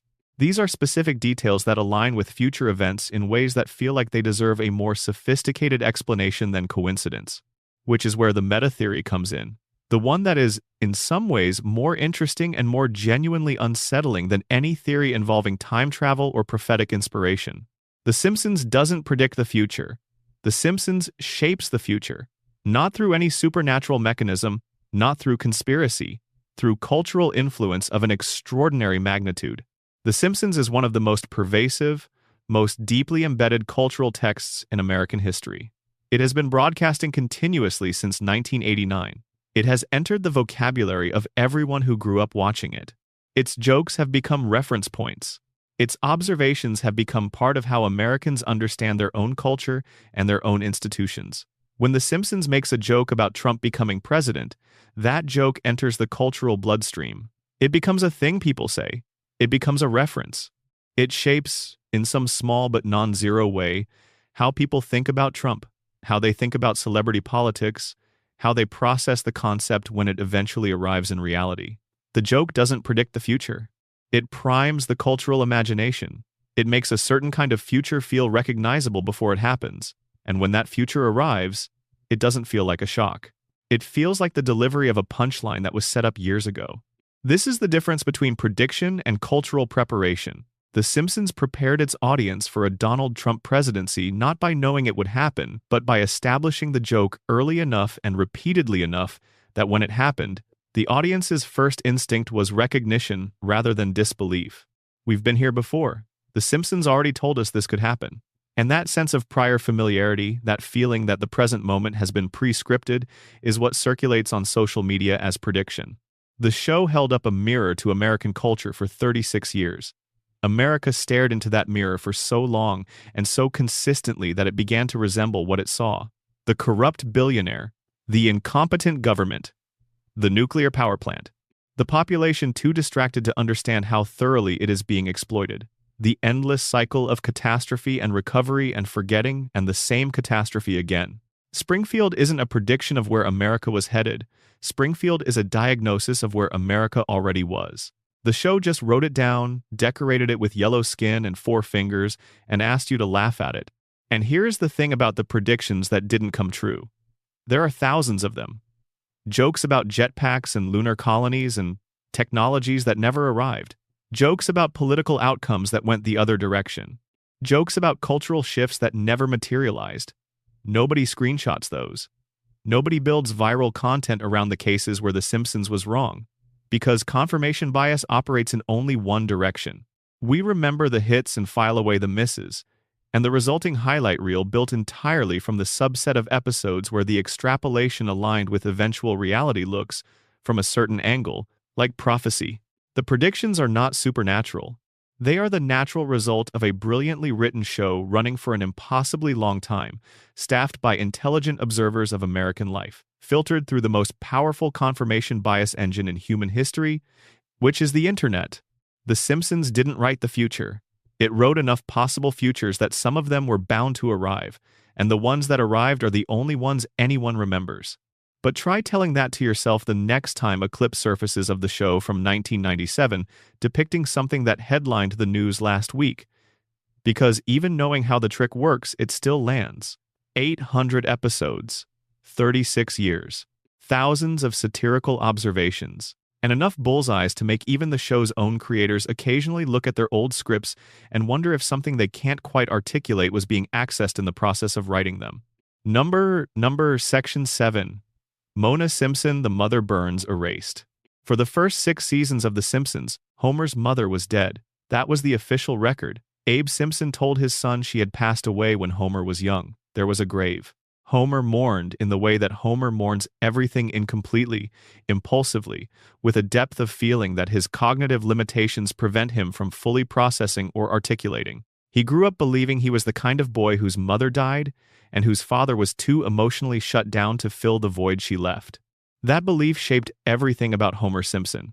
His desperate, sometimes embarrassing need for approval. His clinginess toward Marge and his terror of anything that threatens the stability of his marriage.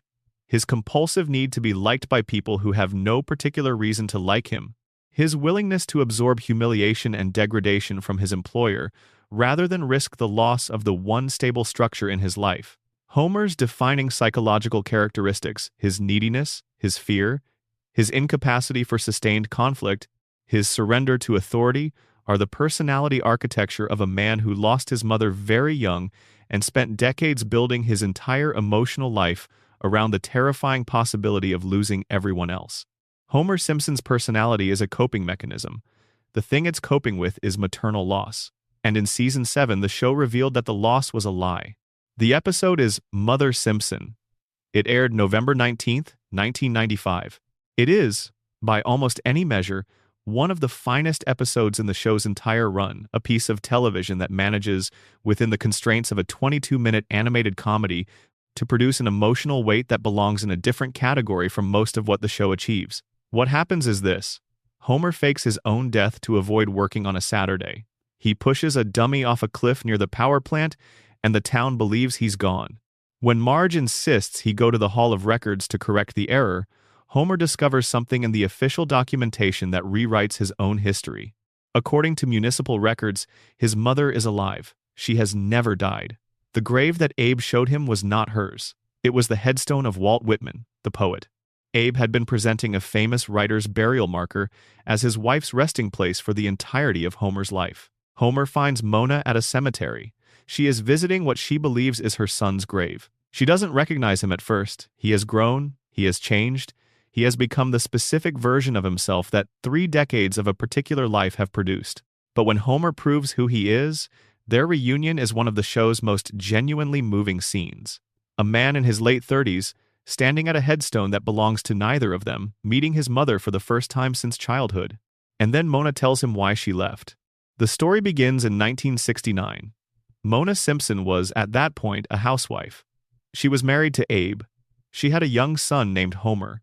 Her life was quiet, domestic, and unremarkable. The kind of life that the world was happening to rather than the kind of life that was happening to the world. Then something changed. The show depicts her radicalization with the specific comedic shorthand of that era: hippies, protests, counterculture, but the underlying cause is treated with genuine seriousness. Mona joined a group of activists. They had a target. That target was a biological weapons laboratory owned by Mr. Burns. Read that again. Burns didn't just operate a nuclear power plant with 342 safety violations.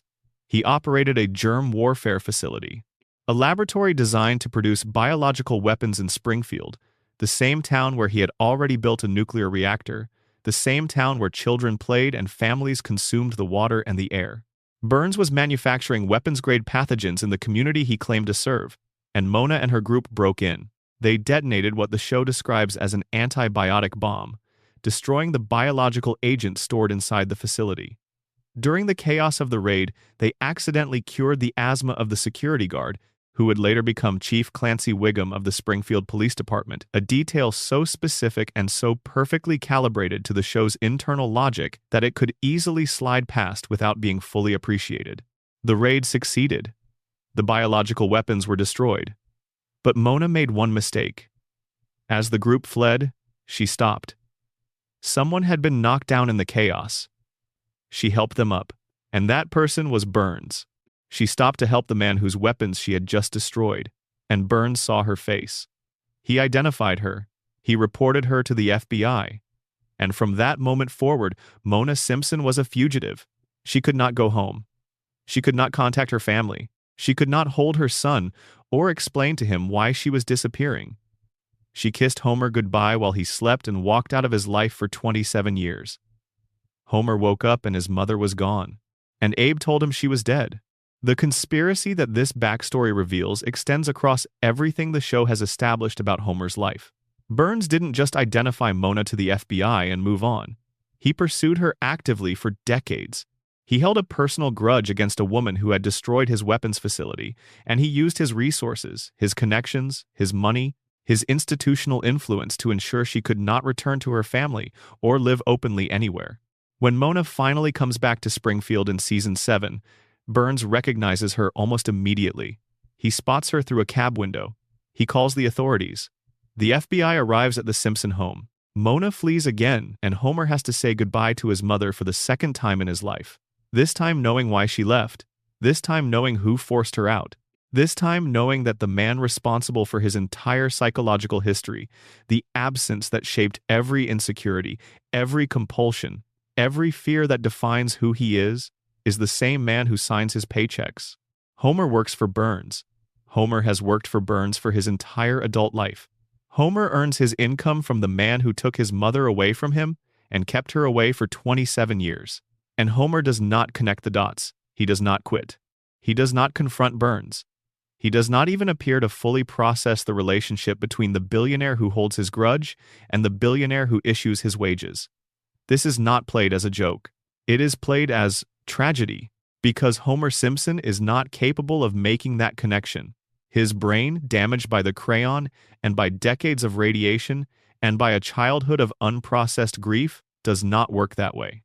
He sees Burns and he sees his employer. He does not see the man who stole his mother. The architecture of his own suffering is invisible to him because the thing that would allow him to see it, his capacity for sustained, connected critical thought, was taken from him by the same system he is now part of. And here is where the conspiracy becomes complete. Burns didn't just ruin Mona's life. He engineered Homer's. By driving Mona away when Homer was very young, Burns ensured that Homer would grow up emotionally damaged in exactly the ways that would make him the ideal employee. Desperate for approval from authority figures, incapable of sustained resistance, terrified of abandonment, and therefore unwilling to risk his job regardless of what he witnessed or what was asked of him. Homer is not incompetent by nature, or not only by nature. Homer is compliant by design. The brokenness that makes him the perfect person to staff a nuclear plant with 342 violations was not accidental. It was the downstream consequence of a decision Burns made in 1969 when he picked up a phone and called the FBI. The show confirms the shape of this conspiracy explicitly in a later episode that reveals a deal struck between Burns and Grandpa Simpson. Burns had committed a crime. Abe discovered it. In exchange for Abe's silence, Burns provided a guarantee. Homer would always have a job at the plant, regardless of performance. Regardless of errors, 742 documented errors and counting. Regardless of any reasonable professional standard, Homer's employment was protected by a deal his father made with his mother's persecutor, in secret, without Homer's knowledge, brokered over a crime that was never explained to anyone. Homer's mother was a radical who fought against an empire. Homer's father made a deal with that empire to protect his son. Homer's son grew up in the ruins of both decisions without ever knowing the shape of what had happened to him. And Burns won. The deal protected his most valuable asset, not Homer the employee, but Homer the symbol of everything Burns's influence can reach into and distort.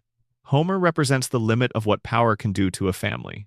It can take the mother. It can compromise the father. It can damage the child so comprehensively that the child spends his adult life working in service of his own destruction without ever knowing it. Mona died in a later season. The scene is quiet. Homer is beside her. He holds her hand. He watches the mother he barely knew slip away for the last time. There is no joke. There is no cutaway. There is no reset. Just a man and his mother, and the weight of 27 years that were taken from both of them, pressing down on the moment until it fills the screen. The Simpsons is a comedy. It has always been a comedy. But underneath the jokes and the gags and the couch bits and the running gags and the celebrity cameos and the 3 decades of Homer falling down and getting back up, there is a story about a family that was systematically broken by one man's power and one town's inability to resist it. Mona fought back and lost everything. Abe made a deal with the devil and buried the truth. Homer inherited the consequences without being given the map that would allow him to understand why his life felt so heavy.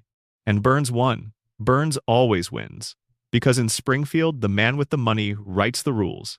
And the rules say Homer Simpson will work at that plant until the day he dies. Because his grandfather made a deal. Because his mother made a choice. Because the richest man in town needed a specific kind of broken man in Sector 7G. And Homer was broken before he ever clocked in. Number, Section 8. The Principal and the Pauper, the day Springfield voted for the lie. Season 9, Episode 2. The Principal and the Pauper. It aired September 28, 1997, and it detonated like something unexpected inside the show's audience. The backlash was immediate. Critics were fierce. Harry Shearer, who voices Principal Skinner among other characters, publicly stated his displeasure with the storyline. 28 years later, fans still invoke this episode when they want to identify the precise moment The Simpsons betrayed its own continuity. The moment it stopped caring. The moment it broke faith with its audience. But what if the fans have been reading the betrayal backwards? What if this episode didn't break The Simpsons? What if it revealed what The Simpsons had always been, and the audience's discomfort was the discomfort of recognition, rather than the discomfort of violation? Here's what happens. Springfield Elementary holds an event honoring Principal Seymour Skinner's 20 years of service to the school. During the celebration, a stranger walks in. A man nobody recognizes. He introduces himself as Sergeant Seymour Skinner, the real Seymour Skinner, a decorated Vietnam War veteran who was captured as a prisoner of war in Southeast Asia, was presumed dead by everyone who knew him, survived his captivity, escaped, and came home to find that someone else had been living his life for the past 2 decades. The man Springfield has known as Principal Skinner is an imposter. His real name is Armin Tamzarian. Before Vietnam, he was a street criminal, a kid from the wrong side of every line with no particular future. He was drafted into the military, ended up in the same unit as the real Skinner, and when Skinner was captured and presumed killed, Tamzarian felt guilt. He traveled to Springfield to deliver the news of Skinner's death to his mother Agnes. When he arrived, Agnes assumed he was her son. She needed him to be her son. And Tamzarian, who had never been wanted by anyone, who had never had a family or an identity worth inhabiting, simply went along with it. He became Seymour Skinner. He took the name, the rank, the life, the mother. He lived inside that stolen identity for 20 years until the real Skinner walked through the door and the performance collapsed. Now, here's where Springfield does something that the show frames as comedy but is, in any other register, one of the most disturbing things a community can do. The town holds a meeting. The real Seymour Skinner is present. Tamzarian is present. The truth is entirely visible to everyone in the room. Every person in Springfield now knows that their principal is not who he has said he is for 20 years. That the man running their school, participating in their community, inhabiting a dead man's identity, is a fraud. And the town votes, not on whether to prosecute Tamzarian, not on whether to restore the real Skinner to his rightful identity. The vote is on whether to acknowledge the truth at all. And the verdict is unanimous. They vote to keep the lie. Judge Snyder issues a legal decree. The imposter is the real Skinner. Legally, officially, on the record. The actual Seymour Skinner, the veteran, the former prisoner of war, the man whose identity was borrowed and never returned, is tied to a railroad car and physically removed from Springfield. And the judge makes it explicitly illegal to mention the truth under penalty of torture. Not metaphorical punishment. The judge uses the word torture, and the town nods. And life resumes. Fans hated this. The criticism was articulate and sustained. The episode was ranked among the worst of the series. Critics argued reasonably that the story destroyed Skinner as a character by revealing that everything established about him was built on a fiction. His military background, his difficult relationship with his mother, his dynamic with Bart, his personality, all of it rested on a foundation that had just been exposed as fabricated. And the resolution, the collective agreement to simply pretend the exposure hadn't happened, felt like a betrayal of the basic social contract that makes narrative continuity meaningful. But here's the part that everyone who hated this episode was accidentally describing without realizing it. The episode is completely honest about what Springfield is. It just says it out loud in a way the show usually doesn't. Springfield has always operated this way. The town has always chosen the comfortable lie over the uncomfortable truth. The town has always agreed, in some informal and collective way, to forget what doesn't fit the narrative, to reset what needs resetting, to treat the official version of events as real, regardless of what the actual events were. The only thing this episode does differently from every other episode in the show's run is make the mechanism visible. It shows you the vote, it shows you the decree, it shows you the actual process by which truth is expelled from the community and replaced with the agreed-upon fiction. Every other time Springfield resets, every other time a catastrophe is forgotten, a contradiction is absorbed, a world-changing event is tidied away by the next week's episode, it happens off-screen. The community forgets in the commercial break, in the gap between episodes, in the white space between the credits rolling and the next story beginning. The Principal and the Pauper is the one episode where the show let you watch the forgetting happen in real time. It gave you a seat in the room while Springfield voted. Consider the scale of what this town has agreed to forget over the course of the show's run. The town was sealed under a glass dome by the federal government, a dome erected because Springfield's environmental contamination was classified as a threat to the rest of the country. The dome came down. Nobody built an environmental commission. Nobody addressed the contamination. The event was absorbed into the town's ambient history, the way a stone disappears into a pond, leaving a ring that fades. There was a nuclear near-miss. Reset. There was an alien encounter. Reset. There was a vigilante uprising. Reset. There were multiple incidents that, in any other town, would have generated investigations, lawsuits, political reorganizations, and lasting consequences. Springfield had them, shrugged, and called it Tuesday. The Principal and the Pauper offers a fourth explanation for why this happens. Alongside the radiation theory's cognitive damage, the coma theory's dream logic, and the general convention of episodic storytelling. Springfield resets because Springfield chooses to reset, collectively, deliberately, through an unspoken social contract that operates as follows. We will not acknowledge what happened. We will maintain the agreed-upon version of events. We will treat the comfortable lie as truth and the inconvenient truth as a threat. And anyone who insists on the truth, anyone who holds up the real version of events against the official version and asks the community to reconcile them will be removed. The real Seymour Skinner was Springfield's canary in the coal mine. He arrived with proof that the official story was false. He didn't ask for anything dramatic. He just showed up and existed, and his existence alone was enough to destabilize everything the community had built around the lie. And the community's response was not gratitude. It was not investigation. It was not even the complicated discomfort of a community learning to live with a difficult truth. It was expulsion. The truth was tied to a railroad car and sent away. And anyone who remembered that the truth had been there at all was committing an act that the legal system was now empowered to punish. That is not a comedy beat. That is a description of how institutions of denial actually function. Small communities have a documented, historically supported capacity for exactly this kind of collective amnesia. Scandals are buried. Crimes are forgotten. Uncomfortable realities are rewritten until the revised version becomes the only version anyone can access. The mechanism Springfield uses is more theatrical than most. A formal vote, a legal decree, a literal railroad car, but the underlying dynamic is not a cartoon exaggeration. It is a cartoon depiction of something very real about how communities maintain their coherence in the face of facts they cannot integrate. Under the coma theory, this episode takes on an even more specifically dark quality. If everything since season 4 is Homer's dream, then Homer's unconscious mind chose, among all the possible stories it could generate, to create a scenario in which an entire town votes to preserve a lie rather than face the truth. Homer's dreaming brain built this as a wish. He needs to believe that stolen identities can be legitimized through collective agreement. He needs to believe that the fake version of a life can become real through consensus, that the dream can be declared the truth by popular vote, that nobody will ever successfully challenge the official version.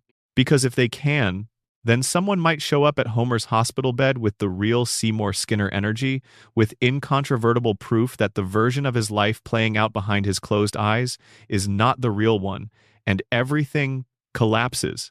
Springfield votes to maintain the fiction because Homer needs it to. The town's amnesia is Homer's self-protection.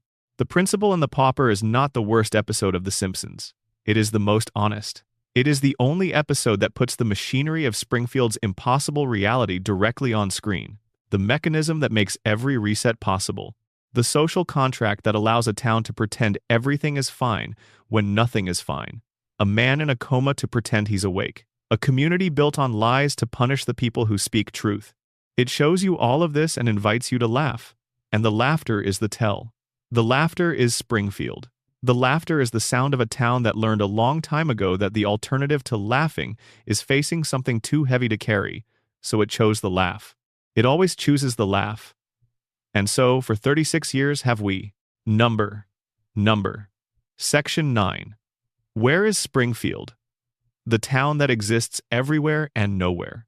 Springfield is the most famous fictional town in American history. More Americans can identify it than can name the capitals of half their own states. It has a nuclear power plant, a tire fire, a gorge, a harbor, a monorail, an elementary school, a prison, 2 hospitals, and at least 1 quick E-Mart. It has mountains and ocean access and desert terrain and farmland and forests, dense enough to conceal an alien being who is actually a glowing billionaire in post-treatment disorientation. It borders Ohio, Nevada, Maine, and Kentucky, depending on which episode you're watching. It has experienced weather ranging from blizzards to tropical heat waves within a single canonical season. And its precise geographical location has been the subject of consistent, deliberate, officially sanctioned obfuscation for the entirety of the show's run. Springfield does not exist in any state. Springfield exists in all of them simultaneously. The show has been contradicting itself about its own location with a consistency that goes well beyond accident. Every time a clue appears that seems to narrow the field, a license plate, an area code, a reference to a neighboring state, a glimpse of a recognizable landmark, another clue appears in a later episode that contradicts the first. In one episode, Springfield is in the north. In another, it is demonstrably southern. Lisa's phone area code seen briefly in one episode is a Missouri code. The state abbreviation glimpsed in another episode is NT, which is not a designation that corresponds to any American state. In one memorable moment, Homer calls the state capital, and the voice on the other end tells him their state begins with a vowel, which eliminates certain possibilities while leaving dozens of others entirely viable. The show teases answers and withdraws them. It offers apparent certainties and then produces contradicting evidence in the next episode. For 36 years, it has played this game with the devotion and skill of someone who understands exactly why the game is worth playing. Matt Groening, the show's creator, made an admission in a 2012 interview with Smithsonian Magazine. He named Springfield, Oregon as the inspiration. He had grown up near Springfield, Oregon. He had chosen the name partly because it's one of the most common city names in America.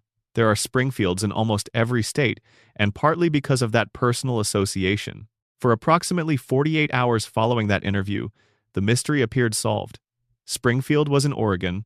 The show had a home state. Then the show continued to contradict this. Episodes aired after the interview that placed Springfield in geographic contexts entirely inconsistent with Oregon. The writers did not honor Groening's confession. The mystery persisted because the mystery was the point. Groening gave you the truth and the show kept telling a different story, because the show understood that the truth was less useful than the ambiguity. The geographic impossibility of Springfield is, on its most surface level, the show's most sophisticated and most durable joke. No actual American town has ocean frontage and mountain ranges and desert terrain and an active volcano all within driving distance. Those features exist in different parts of a continent-sized country, separated from each other by hundreds of miles of everything in between. Springfield compresses all of them into a single impossible location because Springfield is not meant to be any specific American town. It's meant to be the essence of all of them, filtered through the comedic lens of a specific sensibility and applied to whatever story the writers need to tell this week. Groening has confirmed this directly. The writers have confirmed it. The show is designed to feel like every American community simultaneously, to resonate with every viewer regardless of their zip code, to feel like the town you grew up in, even though you grew up somewhere specific, and Springfield is demonstrably not that place. It achieves this through deliberate geographic vagueness. By placing itself everywhere, it belongs to everyone. By having no fixed location, it has no fixed audience. You recognize it because it was designed to be recognizable, not because it accurately represents any real geography. This is the surface level. Below it, something more interesting operates. If the radiation theory is true, if Springfield's contamination has altered the biology of its population and the ecological reality of its surrounding environment, then why should its geography be exempt from the same distortion? If people born and raised in Springfield can have 4 fingers and yellow skin and survive terminal injury, why should the physical landscape observe normal rules? Maybe Springfield has both mountain ranges and ocean access because the contamination doesn't only alter biology. Maybe it warps the space around it in ways that compress and reconfigure physical geography. Maybe the same force that turned a fish's eyes into 3 is doing something stranger and harder to measure to the land itself. This sounds absurd. It is intentionally absurd. But it is no more absurd, within the show's own logic, than anything else the radiation theory is asked to explain. If you accept cellular mutation in humans, you have already accepted a departure from baseline reality. The step from there to geographic impossibility is shorter than it sounds. The coma theory offers a different path to the same conclusion. Homer's dreaming brain doesn't have a precise topographic map of the United States stored in its memory banks. It has impressions. It has feelings. Fragments of places, a mountain from a vacation memory, an ocean from a television commercial, a desert from a film he half-watched, farmland glimpsed from a highway on a long drive. His unconscious mind assembled Springfield from everything it had ever experienced of American landscape, layering them on top of each other without worrying about whether the arrangement was geographically coherent. Because dreams do not observe geographic coherence. Dreams observe emotional logic. Springfield feels like America because it is assembled from the emotional residue of Homer's experiences of American space, and emotional residue doesn't come with coordinates attached. The principle and the pauper theory adds a dimension that is perhaps the most practically meaningful of all. If Springfield operates through the systematic suppression of inconvenient truths, through the legally enforced maintenance of agreed-upon fictions, then its geographic ambiguity is not just a creative choice. It is a legal and regulatory shield of staggering utility. You cannot regulate a facility you cannot find. You cannot bring federal charges against a nuclear plant if the state it's located in changes depending on the episode. You cannot hold anyone in Springfield accountable for anything, because accountability requires jurisdiction, and jurisdiction requires a fixed location, and Springfield's location is constitutionally and narratively unfixed. A town with no fixed location has no fixed regulatory authority. The EPA, which in the movie sealed Springfield under a dome, could do that because the dome was a physical containment rather than a legal proceeding. But systematic oversight, the kind that comes from a specific state's environmental agency or a specific federal district's attorney general's office, or any of the ordinary mechanisms by which industrial polluters are held responsible for the damage they cause, requires knowing where you're going. You need an address. You need a state. You need a jurisdiction that remains consistent long enough for a case to be built. Springfield floats between states because floating is safer than landing. Landing means accountability. Landing means someone arrives with authority and begins asking questions about the three-eyed fish and the cracked cooling towers and the human skeletons in the basement. Landing means Burns faces a consequence. And in 36 years of the show, Burns has never faced a consequence that lasted beyond the episode that introduced it. In the Season 12 mockumentary episode Behind the Laughter, Springfield's location is finally given directly. In the original broadcast, the family is described as being from northern Kentucky. In syndicated reruns, this was changed. The location in the syndicated version is a different state entirely. The same episode, the same show, 2 different answers depending on which version of the episode you're watching and when. Even when Springfield has a definitive answer, that answer is not definitive. It depends on the platform. It depends on the broadcast. It shifts according to context. It refuses to be pinned even when you have it in your hand. Every state in the country has been theorized as Springfield's home at some point. Every theory has evidence supporting it. Every theory has evidence against it. The show has built and maintained this ambiguity with more disciplined creative consistency than it has applied to almost any other element of its production over 3.5 decades. Springfield will never be located, not because the show doesn't know where it is, because the show decided a long time ago that a town that can't be found is a town that can't be shut down, and whatever else Springfield might be, it cannot be shut down. That much is certain. Number. Section 10. The floating timeline. Why nobody in Springfield is allowed to age.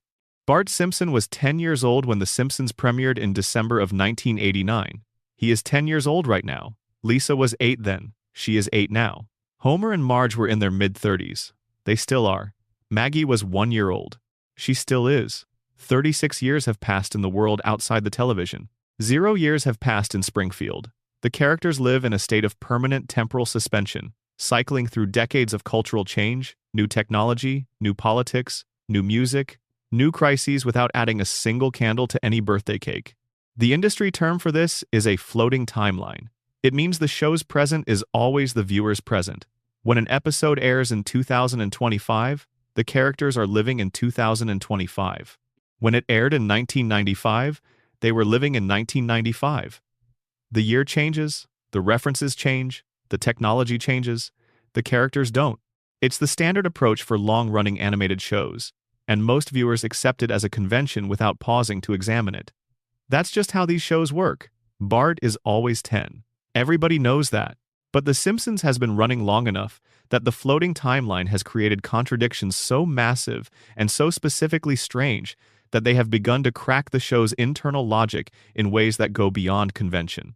The most obvious is the backstory problem. When the show began, Homer and Marge's history was anchored in the late 1970s and early 1980s. They met in high school. They fell in love. They had Bart. Their courtship unfolded against the specific cultural backdrop of that era. The music, the fashion, the political context, the particular texture of that decade. Their high school experience was shaped by events that had real historical weight, and that made sense for people who would have been in their mid-30s in the late 1980s. But the floating timeline dragged the present forward, and the backstory had to move with it. If Homer and Marge are still in their mid-30s in 2025, they didn't meet in 1980. They met sometime around 2005, which means their formative years were defined by a completely different set of cultural references, technologies, and historical events. The show has depicted this shift repeatedly. In later flashback episodes, their youth has been progressively updated, moving their pop culture touchstones forward decade by decade to maintain the illusion that they are contemporaneous with their audience. They were grunge fans in one era of the show. They were defined by references to the early 2000s in another. Their origin story has been told and retold at least 4 times in contradictory versions, each anchored to a different decade, each internally consistent with the era it inhabits and mutually inconsistent with every other version. Homer and Marge do not have a fixed past. Their history is a draft that gets revised every few years. Their memories are unstable. Their origin is a story that the show keeps rewriting because the timeline demands it, and because the characters, frozen at 35, cannot have been young. In 1982, when the episode is airing in 2022, the math doesn't work. So the math gets rewritten, and the characters, whose psychology and personality and emotional history are supposedly built on this backstory, carry within themselves a history that has changed more times than they've acknowledged. This matters beyond the technical continuity problem. If Homer and Marge's past is a sliding, revisable document, a rough draft subject to editorial revision whenever the timeline demands it, then the emotional foundation of their relationship is also unstable. The things they remember together, the shared experiences that constitute the history of a marriage, all of it is subject to revision based on production necessity. They are not a couple with a shared history. They are characters with approximations of a shared history that gets updated and sometimes contradicts its own previous editions. Now apply the theories.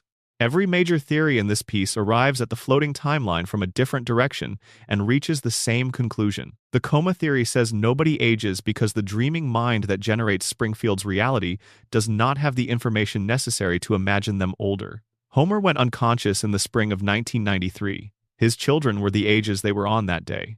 His wife looked the way she looked on that day. His friends inhabited the same versions of themselves they inhabited on that day. And because his dreaming brain cannot imagine them beyond that point, because it doesn't have the raw material of actually watching them change, they remain frozen. The dream is not lazy. The dream is limited. It can only work with what was available when it began. The radiation theory says nobody ages because their cellular biology has been so fundamentally disrupted by decades of cumulative radiation exposure that normal aging processes have been interrupted at the molecular level. The mutations that give them yellow skin and 4 fingers and impossible hair have also, as a side effect, arrested the aging process in a way that conventional medicine has no category for. They are not immortal. They are biologically suspended at whatever developmental stage the radiation found them. Burns manages his own version of this through engineered intervention. The Simpson family experiences a cruder, less controlled version of the same phenomenon through simple proximity to its source.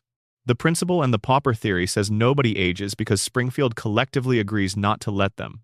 The town's most fundamental operating principle is the maintenance of agreed-upon fictions against the pressure of actual reality.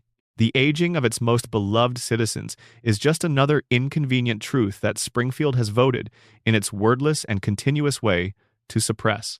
Bart is 10 because everyone in Springfield has decided Bart is 10. And Springfield's decisions, as established by Judge Snyder's decree, carry the force of law. The Burns immortality theory says that at least one person in Springfield has already demonstrated that aging is negotiable through technology and resource expenditure. If Burns can be kept artificially alive and artificially functional at well over 100 years old, then the concept of inevitable biological time is already understood within this universe to be a default rather than an absolute. The Simpson family's temporal suspension, from this angle, is simply the less expensive version of what Burns achieves through weekly radiation treatments and the full infrastructure of his fortune. What all of these theories share is the recognition that the floating timeline is not a convenience, it is a symptom. It is the show telling you, in the clearest possible terms, that these characters are trapped, locked in a loop, cycling through variations of the same lives without ever reaching the conclusion that time should eventually deliver to every living thing. They cannot age, they cannot grow, not because the show's creators forgot to write it in, because something in Springfield, something structural, something that operates at whatever level determines the rules of this particular reality will not allow it. The show has imagined its characters older. It has done this in specific, fully developed episodes. Lisa's wedding, from season 6, projects her forward to age 23, engaged to be married, living in London, carrying all the complexity of the person the show has always suggested she would become if she were allowed to become anything. The future it depicts is rich and specific and emotionally grounded. Lisa has grown up. She has become someone. She is still recognizably herself, still principled, still isolated in particular ways, still reaching for connection across a gap that her intelligence creates between her and most people she meets, but she is an adult. She exists in time. She has been shaped by it. The episode proves the show can do this. It proves the writers can imagine these characters as people who grow. And then the episode ends and Lisa is 8 years old again. The door closes, the future is locked away, the permanent present reasserts itself, and the glimpse of who Lisa could become is filed under things Springfield is not permitted to keep. The show can imagine growth. It refuses to allow it. And this refusal is not negligence. It is a decision, made at some level of the show's creative philosophy, about what The Simpsons is for and what would be lost if it changed. Here is the argument that sits at the bottom of everything else. The floating timeline is not just a narrative device. It is a statement about what America wants from its most enduring family. The Simpsons are not just television characters. They are the American family, a cultural artifact that has occupied that symbolic role for longer than any other fictional household in the medium's history. And the American family, as The Simpsons embodies it, cannot be allowed to change. Homer must remain middle-aged and employed and barely functional, and somehow still intact. Marge must remain patient and steady and the structural force that holds everything together. Bart must remain the embodiment of rebellious youth, the specific version of it that doesn't become anything in particular, but remains permanently available as a symbol. Lisa must remain the idealist who hasn't yet been fully defeated. Maggie must remain silent and watching. The dynamic must be preserved. The structure must hold. Because the moment the Simpson family ages, the moment Bart goes to college, and Lisa moves across the country, and Maggie starts forming sentences, and Homer retires, and Marge is left alone in the house on Evergreen Terrace, show is no longer a comedy, it is an elegy. It is the story of something that ended, and America does not want that story. America wants the permanent present. The kids always young, the parents always together, the house always the same, the couch gag always playing, the opening credits always beginning. The floating timeline is the Simpsons thesis statement. These characters are frozen in time because we need them to be. because they represent something we cannot afford to let pass. The messy, chaotic, loving, infuriating, indestructible version of the American family, the one that survives everything, recovers from everything, resets after every disaster, and starts fresh every Sunday at 8. They don't age because aging means ending, and the American family is not permitted to end. Not in television, not in the imagination, not in the dream of a comatose man in a hospital bed in a town that doesn't appear on any map. The loop is not their prison. It is ours. We built it. We maintain it. We tune in every week to confirm that the walls are still standing. And every time we watch, every time we laugh, every time we quote something from an episode that aired before most of us were born, every time we feel the specific comfort of returning to Springfield and finding it exactly as we left it, we tighten the loop a little more. We make it a little harder for anyone in that yellow house to escape. Because if they escape, the show ends. And the show ending means admitting something we have been deferring since 1989. That the version of American family life The Simpsons represents was always temporary, was always fragile, was always one birthday away from becoming something we don't recognize as comfort anymore. Time stopped in Springfield in December of 1989. We pressed pause. We never pressed play. And 36 years later, we are still in the same living room, watching the same family, waiting for something to change, knowing nothing will, because we won't let it. Number section 11. Hans Moleman, Ned Flanders, and the characters the show quietly destroyed. Not every mystery in Springfield is attached to a major character.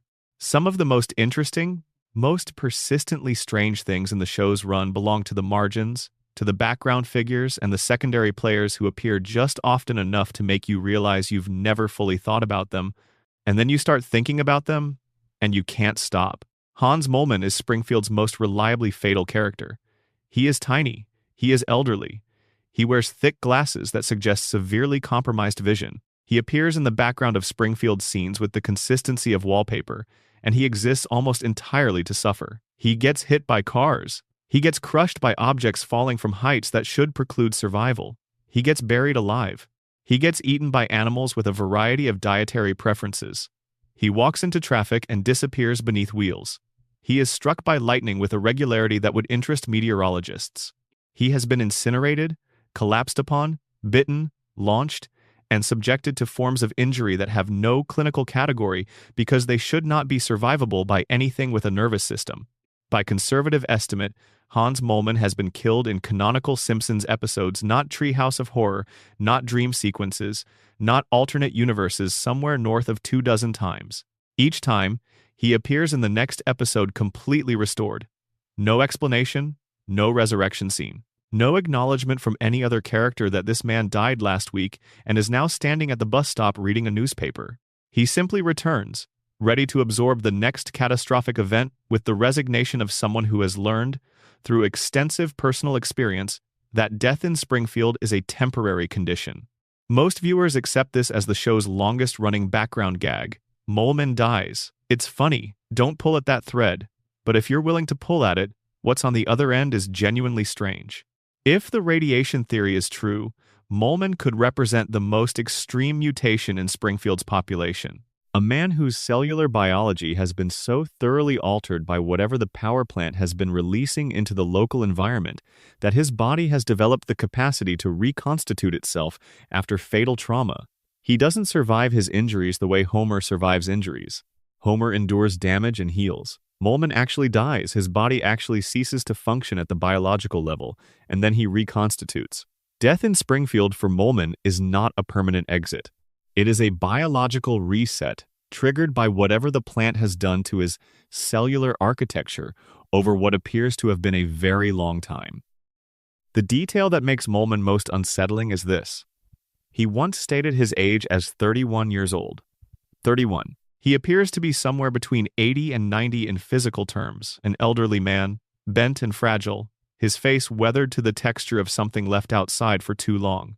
If he is telling the truth, something aged him 50 years ahead of his biological schedule. Something took a man in his early 30s and compressed decades of physical deterioration into a period of time that should not have produced that result. The same something that made death reversible for him may have accelerated his apparent age to the point where he looks as though he has already died several times over before any of the canonical deaths began.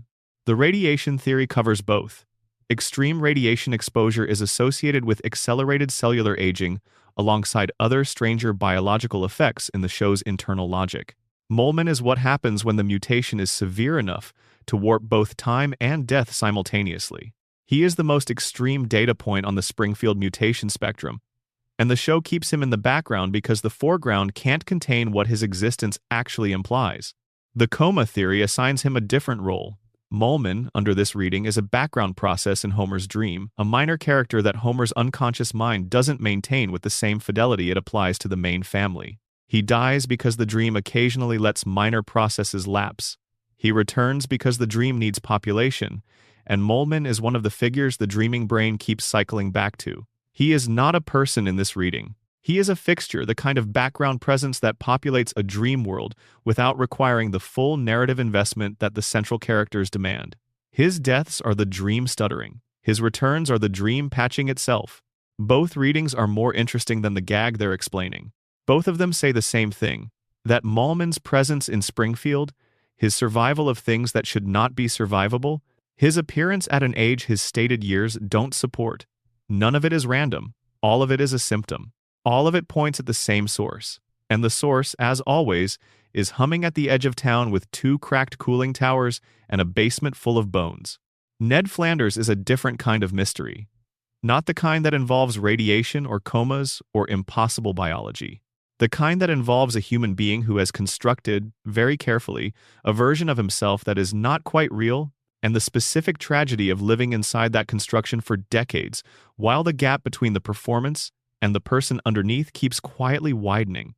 On the surface, Ned Flanders is everything Homer is not, and is better for the not being of it. He is kind and patient and generous to a degree that would read as saintly if the show didn't keep revealing the internal cost of that saintliness. He is physically fit. He is financially responsible. He is a devout man who practices what he preaches. He is a good father, a good neighbor, a reliable presence in a community full of unreliable people.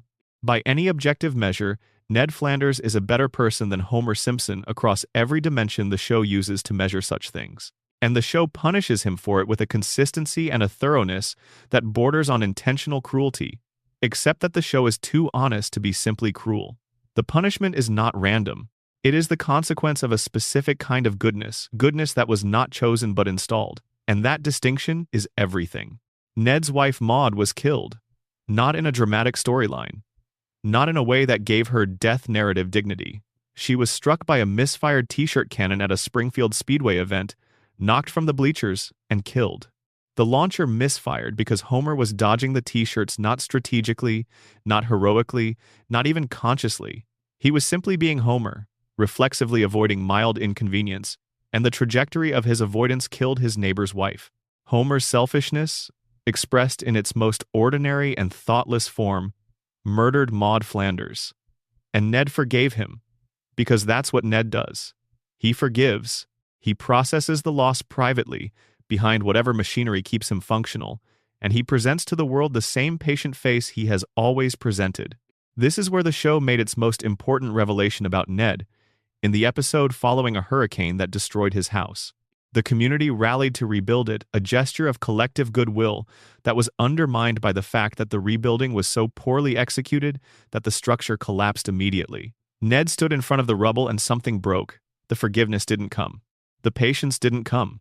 Instead, there was a public breakdown of unusual depth, a scene in which Ned said things he had been holding inside for years, addressed them at people who had earned them, and then was removed from Springfield's social fabric and committed to a mental health facility, where it was revealed that Ned's kindness was not innate.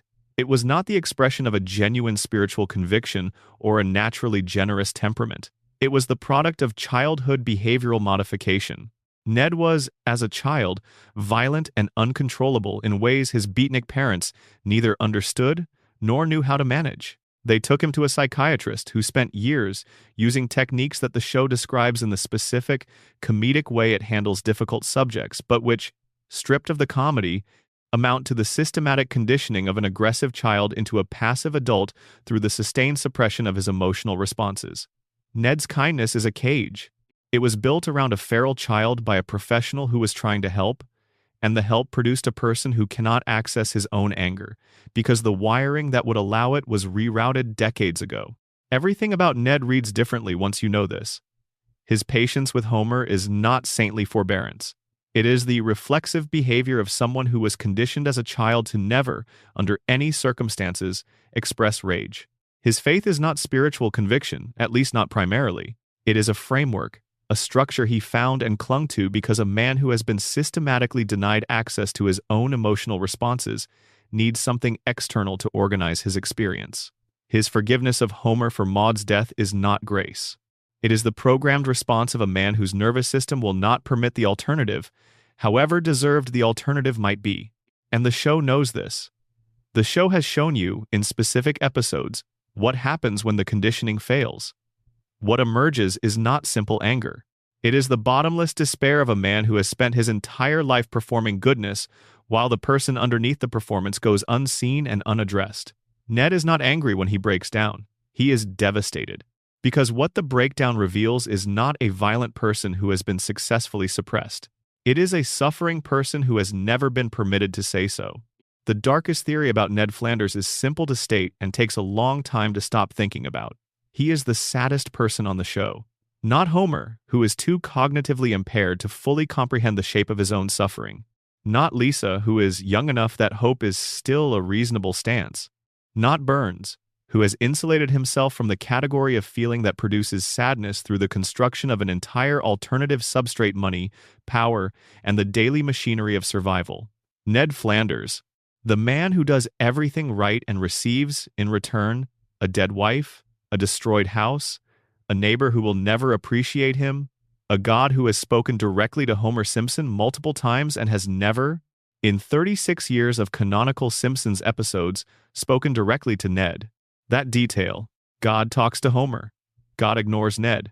Homer falls asleep in church, eats during sermons, treats religious observance as an optional feature of Sunday mornings.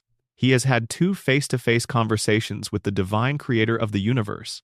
Ned goes to church every week. He prays with sincerity. He structures his life around his faith. He tithes. He volunteers. He does every single thing that a religious framework describes as the path toward divine relationship. And God hasn't called. The Simpsons is not making a theological argument here in any formal sense, but it is making an observation. The observation is this: the system does not reward goodness. Goodness is not the variable the system optimizes for. The system optimizes for compliance, for persistence, for the specific kind of resilience that keeps you in your lane regardless of what happens to you. And Ned is perhaps the most compliant person in Springfield. He was engineered for compliance before he was old enough to choose it. And his reward is everything the show has documented: loss, diminishment, a neighbor who will never change, and a faith that produces no response from its object. Homer is what happens when you do everything wrong in a system that doesn't punish wrongness. Ned is what happens when you do everything right in a system that doesn't reward rightness. They live next door to each other. They have lived next door to each other for 36 years. The gap between them has never closed. It cannot close. The system is not designed for it to close. The system is designed to keep Homer at the plant, and Ned at the church, and Burns at the top, and Mulliman cycling through his deaths at the bottom of the social order, and everyone exactly where they are, forever, in a loop that doesn't break. That is Springfield. That is the infrastructure that every theory in this piece is describing from a different angle. The same closed loop, the same fixed positions, the same refusal to change, different mechanisms, different explanations, different evidence, same conclusion. Number, Section 12. Bringing it all together: Springfield as a mirror. We have spent a considerable amount of time in Springfield tonight. We've followed the contamination downstream from those cracked cooling towers. We've sat with Homer in his hospital room in 1993 and watched the dream begin. We've reopened the Burns shooting case and found that the more carefully you look at the evidence, the more the official resolution starts to feel like a decision rather than a discovery. We've traced Burns's impossible longevity back to the weekly treatments that keep his disease equilibrium intact, and the fortune that keeps the treatments available. We've stood behind Maggie's enormous eyes and tried to see what she sees, which is everything, processed by a mind that has no business being in a 1-year-old's body, held in deliberate silence by a consciousness that has done the calculation and found silence to be the optimal strategy. We've watched the predictions accumulate and offered the honest explanation for how a cartoon about a yellow family in an impossible town became the cultural index. Everyone reflexively consults when something unbelievable happens in reality. We've followed Mona Simpson from suburban housewife to fugitive radical, to the consequence she left behind, in the form of a son who spent his adult life working for the man who took her. We've sat in the Springfield town meeting and watched a community vote to exile the truth and criminalize memory. We've searched for Springfield on a map and found it in every state and no state. And we've stared at the floating timeline until we understood that the impossibility of Springfield's temporal suspension is not a bug in the show's design. It is the show's most honest confession about what we are watching and why we keep watching it. Every theory in this piece is different. Every one uses different evidence, different logic, different assumptions about what the show is doing and what it has been saying across 3.5 decades of episodes. The radiation theory is a theory about environmental contamination and institutional corruption. The coma theory is a theory about grief and love, and the specific architecture of a dreaming mind. The Burns shooting theory is a detective story, with an unsatisfying official resolution and a dozen more compelling alternatives left unexamined.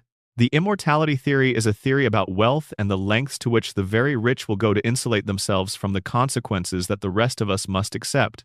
The Maggie theory is a theory about intelligence and the strategic management of how visible that intelligence is allowed to be. The prediction theory is a theory about satire and volume, and the confirmation bias machinery of a networked culture. The Mona theory is a theory about institutional power and the specific forms in which it expresses itself across generations. The principal and the pauper theory is a theory about collective denial and the mechanisms communities use to maintain comfortable fictions. The geography theory is a theory about identity, the kind of place that belongs to everyone because it insists on belonging to no one. The floating timeline theory is a theory about what we need from our fictions and what we are unwilling to let them cost us. And every single one of these theories, arriving from its different direction through its different evidence, reaches the same destination. Something is wrong in Springfield. Something structural. Something that goes deeper than the animation style or the episodic format or the conventions of the genre.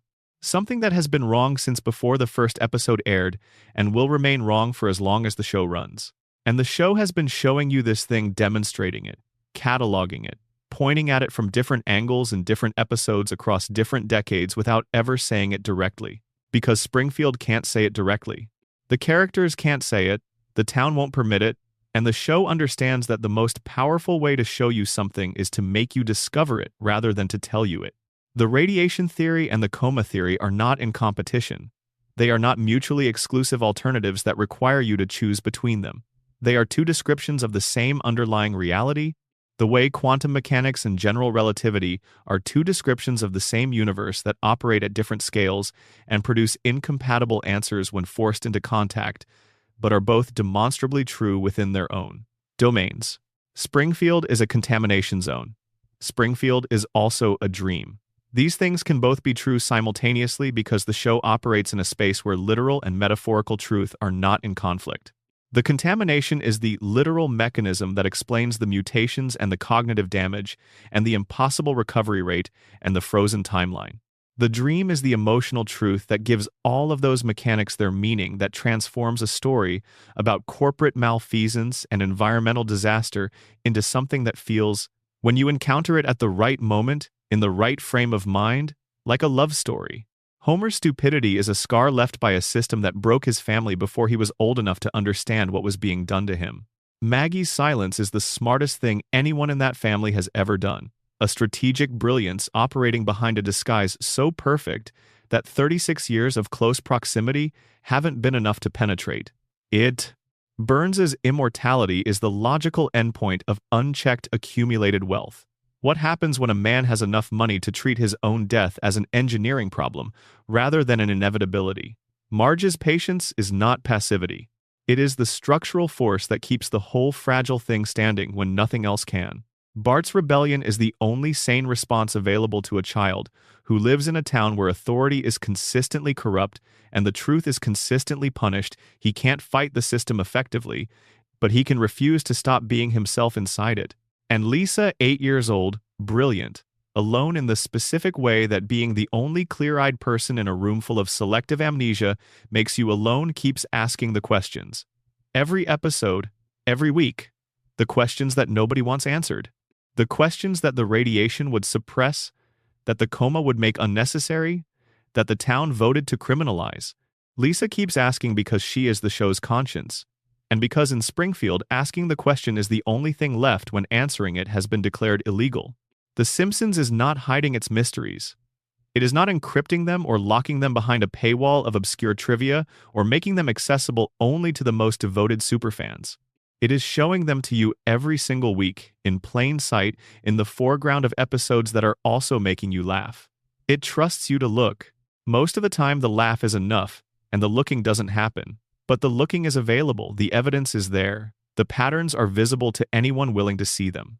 The show built them into the structure of itself 36 years ago, and has been maintaining them through every creative transition, every cast change, every shift in cultural context, with a consistency that either reflects extraordinary intentional design or reveals something stranger and harder to articulate, a kind of collective creative intelligence that operates at the level of a show's accumulated mythology rather than any individual writer's conscious planning.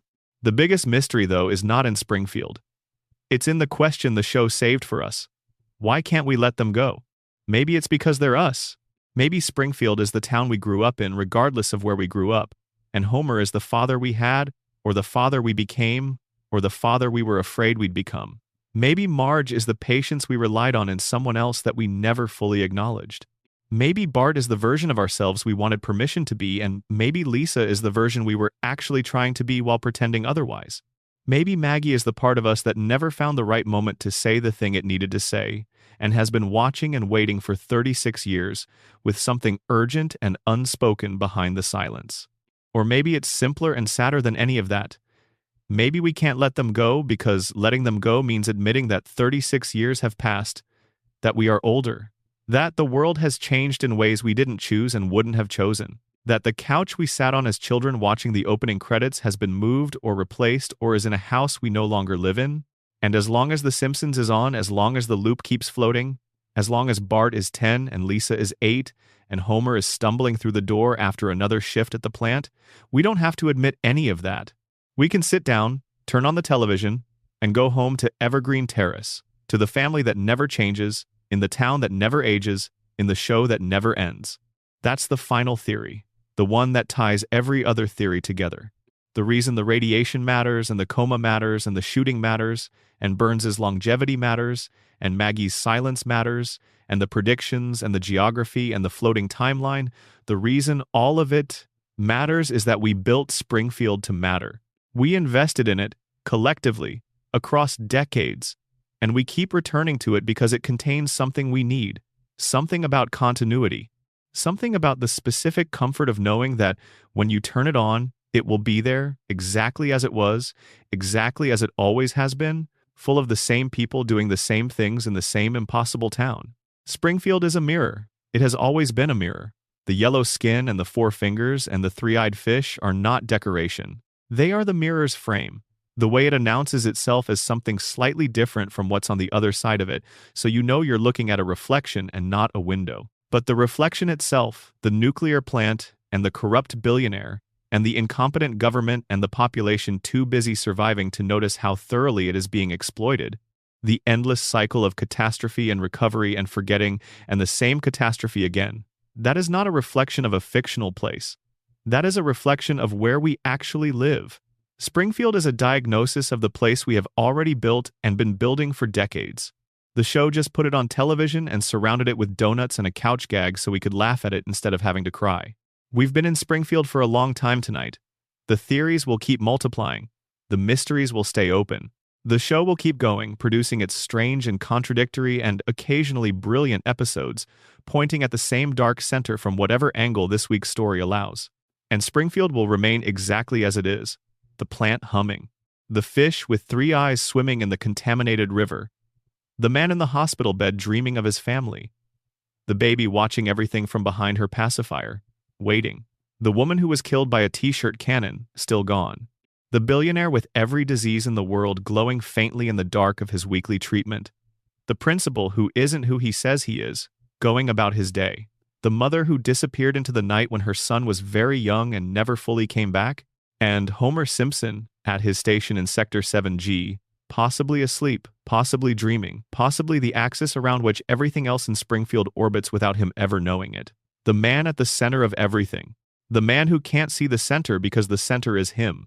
The man whose town, whose family, whose history, and whose future are all downstream of the same cracked cooling tower, the same contaminated water, the same ancient grudge held by the same ancient man who keeps glowing in the dark and refusing to die. That's Springfield. That's the show. That's every theory and every mystery and every thread we've pulled for the past few hours, gathered together and held up against the light. A town where nothing changes, nobody grows, consequences don't stick, and the same family sits on the same couch, in the same house every week, watching the same television, living the same loop that started in 1989 and has no visible end. But the loop, it turns out, is not their problem. The loop is ours. We made it, we chose it, we keep choosing it. Every time we press play, every time the couch gag begins and the family piles in and the theme swells up and we know, before a word of dialogue has been spoken, exactly where we are and exactly how it feels to be there. We go home to Springfield because Springfield will always take us back. And because home, however impossible and contaminated and radioactive and possibly dreamed home, is still home. It always is. That's the whole point. Number. Section 13. The Treehouse of Horror Problem. When the nightmare becomes the norm. Every October, The Simpsons does something unusual. It stops pretending to follow its own rules. The Treehouse of Horror anthology episodes, which have been airing annually since Season 2, are the show's sanctioned space for going somewhere it normally cannot. Characters die permanently. Homer is dismembered and reassembled. Bart's head ends up on Lisa's body. Springfield is invaded by extraterrestrials who turn out to have been running American democracy for decades. The laws of physics surrender. The social contract dissolves. And the show does all of this under a specific framing. This is not canonical. This is a horror anthology. These events do not count. When the episode ends, everything resets, and nobody in Springfield remembers any of it. That framing is doing more work than it appears to be doing. The Treehouse of Horror episodes are not separate from the show's mythology. They are its mythology, expressed without the usual layer of plausible deniability. They are the place where the show admits what it normally only implies.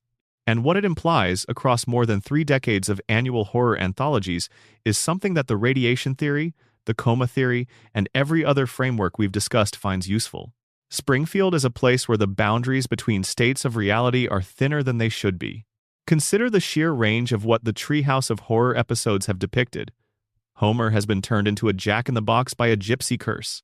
Bart and Lisa have discovered that their house is built on a Native American burial ground and have dealt with the poltergeist activity that follows. Homer has sold his soul to the devil who turned out to be Ned Flanders in exchange for a donut. The family has been abducted by aliens and replaced with alien duplicates who attempt to influence a presidential election. Homer has discovered a portal to a 3-dimensional universe behind a bookcase. Bart has demonstrated telekinetic abilities powerful enough to reshape the social order of Springfield entirely. The family has encountered killer advertising mascots, reanimated historical figures, and a stretch of highway that consumes drivers. Now, here's the thing worth sitting with. In most of these stories, the behavior of the characters is not significantly different from their behavior in regular episodes. Homer still prioritizes food and comfort over his family's safety. Bart still exploits his unusual abilities primarily for personal amusement. Lisa still attempts to apply rational analysis to irrational situations. Marge still tries to hold everything together while everyone around her makes it harder. The characters don't change in Treehouse of Horror because they're not being put in extraordinary situations, they're being put in situations that make explicit what the regular episodes only suggest. Bart has always operated as though he has slightly more power over his environment than a normal 10-year-old should. Homer has always survived things that should have killed him. The horror anthology versions of these characters are not distortions. They are clarifications.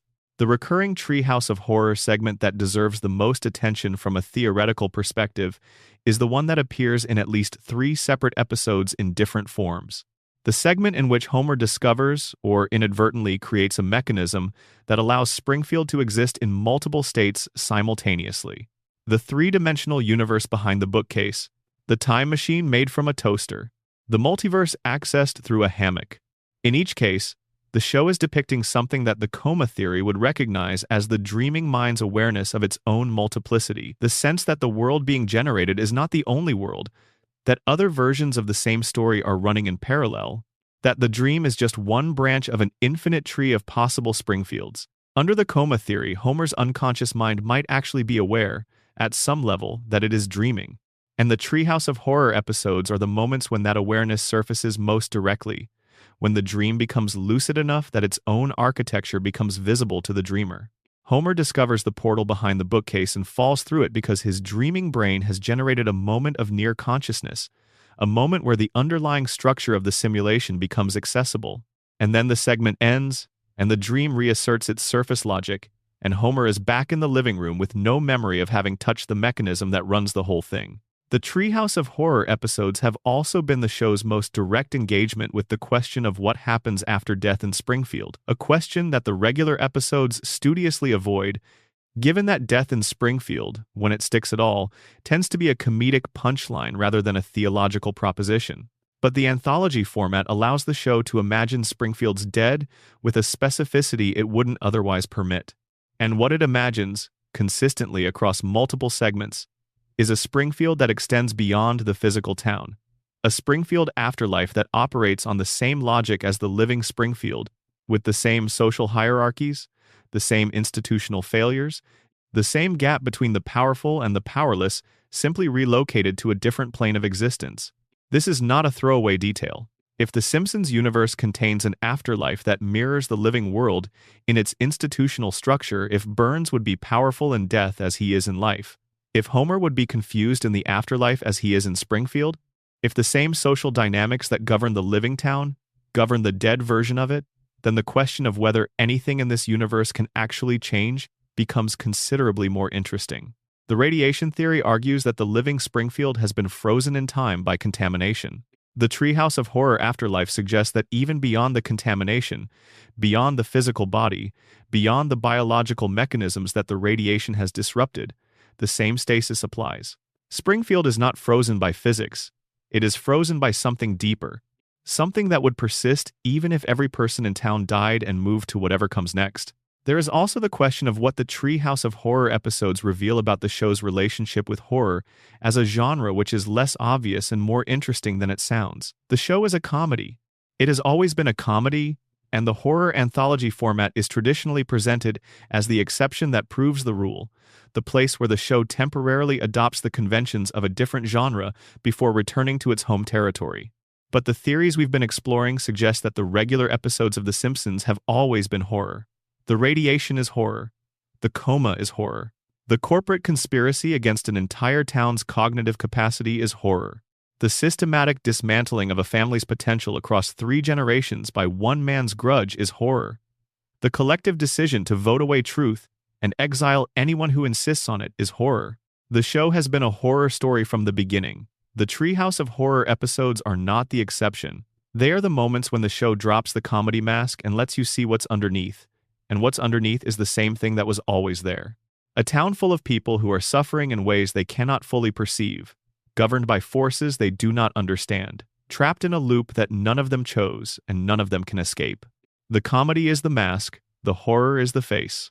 The Treehouse of Horror episodes have also introduced and then abandoned some of the most interesting character dynamics in the show's mythology. The segment in which Ned Flanders is the devil is one of the show's most theologically rich pieces of comedy because it puts Ned's religious devotion in direct contact with the possibility that he is personally the embodiment of evil, and then resolves the tension in a way that feels deliberately unsatisfying, as though the show recognized the depth of the implication and decided to retreat from it before it became something it couldn't contain. Ned as the devil is not a parody. It is a logical extrapolation of what the show has already established about Ned. a man whose niceness was installed by behavioral modification, who suppresses rage through programmed compliance, who has been punished relentlessly for his goodness, who prays to a god that does not respond. That man, in a horror context, becomes a figure whose relationship with darkness is not a contrast to his stated goodness, but its direct expression. The devil doesn't need to be monstrous. The devil just needs to be the force that keeps everyone in their place. And nobody in Springfield is better at keeping everyone in their place through the sheer moral pressure of their own relentless virtue than Ned Flanders. The Treehouse of Horror segments that depict aliens, specifically Kang and Kodos, the show's recurring extraterrestrial characters, deserve particular attention in the context of the radiation theory. Kang and Kodos appear in nearly every Treehouse of Horror episode. They are large, tentacled, and English-speaking, which the show never explains. They are malevolent, without being particularly effective at malevolence. Their schemes are ambitious, and their execution is reliably undermined by the same kind of institutional incompetence that characterizes most of Springfield's authority figures. They are, in other words, a funhouse mirror version of Burns, powerful in intent, limited in delivery, sustained primarily by the failure of the people around them to recognize and respond to the threat they represent. But the detail worth sitting with is this. Kang and Kodos monitor Springfield. They have been monitoring Springfield across every Treehouse of Horror episode in which they appear. They study its population. They conduct experiments on its residents. They abduct individuals for examination. And they return, year after year, to the same town with the same interest, targeting the same family. From outside the show's mythology, this reads as the recurring use of stock characters for comedic purposes. From inside the radiation theory, it reads as something that has been implied but never stated, that Springfield's specific form of environmental contamination has made its population scientifically interesting in ways that attract observation from entities capable of sustained, cross-generational study. Whatever the plant has done to the people of Springfield, whatever mutation, whatever cognitive disruption, whatever biological alteration, it has produced something that looks, from a sufficiently distant perspective, like a controlled experiment. And Kang and Kodos, whatever else they are observers. They are watching Springfield the way Burns watches Springfield. Because something in Springfield is worth watching. Something unprecedented is happening there, and the entities advanced enough to recognize what it is, keep coming back for another look. The Treehouse of Horror format has also, across its run, provided the show's most direct confrontation with the question that every theory in this piece eventually arrives at. What would it mean for Springfield to end? Multiple segments have depicted the literal destruction of Springfield, by meteor, by nuclear event, by supernatural force, by the consequences of some decision made by a member of the Simpson family. And in each case, the show's response to the end of Springfield is not tragedy, it's comedy.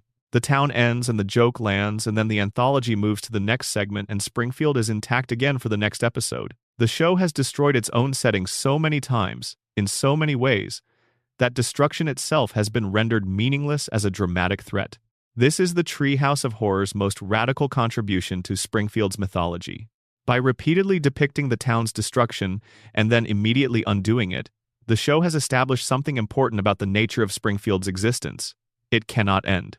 Not because it is protected, not because its characters are invulnerable, not because some force prevents catastrophe, but because its ending has been imagined and reenacted and absorbed so many times that it no longer registers as an ending. The show has inoculated Springfield against its own destruction by making destruction a regular, expected, consequence-free event. The town has died and come back so often that death itself has been domesticated. It is just another thing that happens in Springfield, like a power outage or a parade. Inconvenient, briefly disruptive, quickly forgotten. If the radiation theory is the framework, this makes a particular kind of sense. A population whose biology has been altered by chronic radiation exposure at the cellular level, whose cognitive function has been compromised enough to erase the memory of catastrophic events, would experience the town's repeated destruction the way they experience everything else, as something that happened, briefly registered, and then was absorbed into the ambient background of Springfield's ongoing strangeness. The Treehouse of Horror episodes are not departures from Springfield's normal reality. They are its normal reality, stripped of the usual restraint. The horror is always there. October just turns the lights up so you can see it. Number Section 14. The secondary cast, 20 characters who deserve their own theories. Springfield is enormous. Not physically, the show has never committed to a fixed geography, as we've established, but demographically, the town is populated by dozens of recurring characters who each carry their own backstory, their own damage, their own relationship to the contamination, and the corruption, and the collective denial that defines life in this particular impossible community. And the main family, as compelling as they are, is not the only story being told. Every character who shows up more than twice is carrying a theory of their own. Moe's Sislak runs a bar that should not be profitable. Moe's Tavern serves a clientele that consists primarily of alcoholics who have nowhere else to go, in a location that is consistently described as unwelcoming and at price points that suggest either a radical undervaluation of the product or a landlord arrangement so favorable that it defies commercial logic. Moe has been running this bar for the entirety of the show's run. He has survived bankruptcies and fires and floods and at least one period in which Burns physically destroyed his establishment. He is still there. He will always be there. Because Moe's Tavern is not a profitable business, it is a holding pattern. It is the place that men like Homer go when they are not sure where else to go. And Moe is its keeper because Moe is the kind of man who has nowhere else to be either. The theory about Moe that deserves attention is not about the bar. It is about the bartender. Moe is depicted across multiple episodes as having a past that is significantly more interesting and more painful than his current circumstances suggest. He was, at some point, a child actor. He was a boxer. He has had romantic relationships that ended in ways the show depicts as tragic rather than comedic. He has demonstrated, in isolated moments across the series, an emotional intelligence and a perceptiveness that are wildly inconsistent with his usual presentation as a misanthropic, bitter barkeeper. Moe knows things about people. He sees things about people. He has, in certain episodes, delivered observations about Homer and Marge and the other regulars that cut to the center of their psychological reality with a precision that requires either genuine insight or an omniscience the show has never fully explained. The theory is that Moe is the most psychologically intact person in Springfield, not the happiest, not the most successful, but the one who is most fully aware of what is happening to himself and to the people around him. He drinks alongside his customers, but he does not go under the way they do. He absorbs their confessions and their complaints and their disasters without being undone by them. He maintains his operation through every catastrophe with a resignation that reads less like defeat and more like a man who understands the system he's operating inside and has made a deliberate peace with the impossibility of changing it. Moe doesn't fight the radiation theory. He doesn't argue against the institutional corruption. He serves drinks and he listens.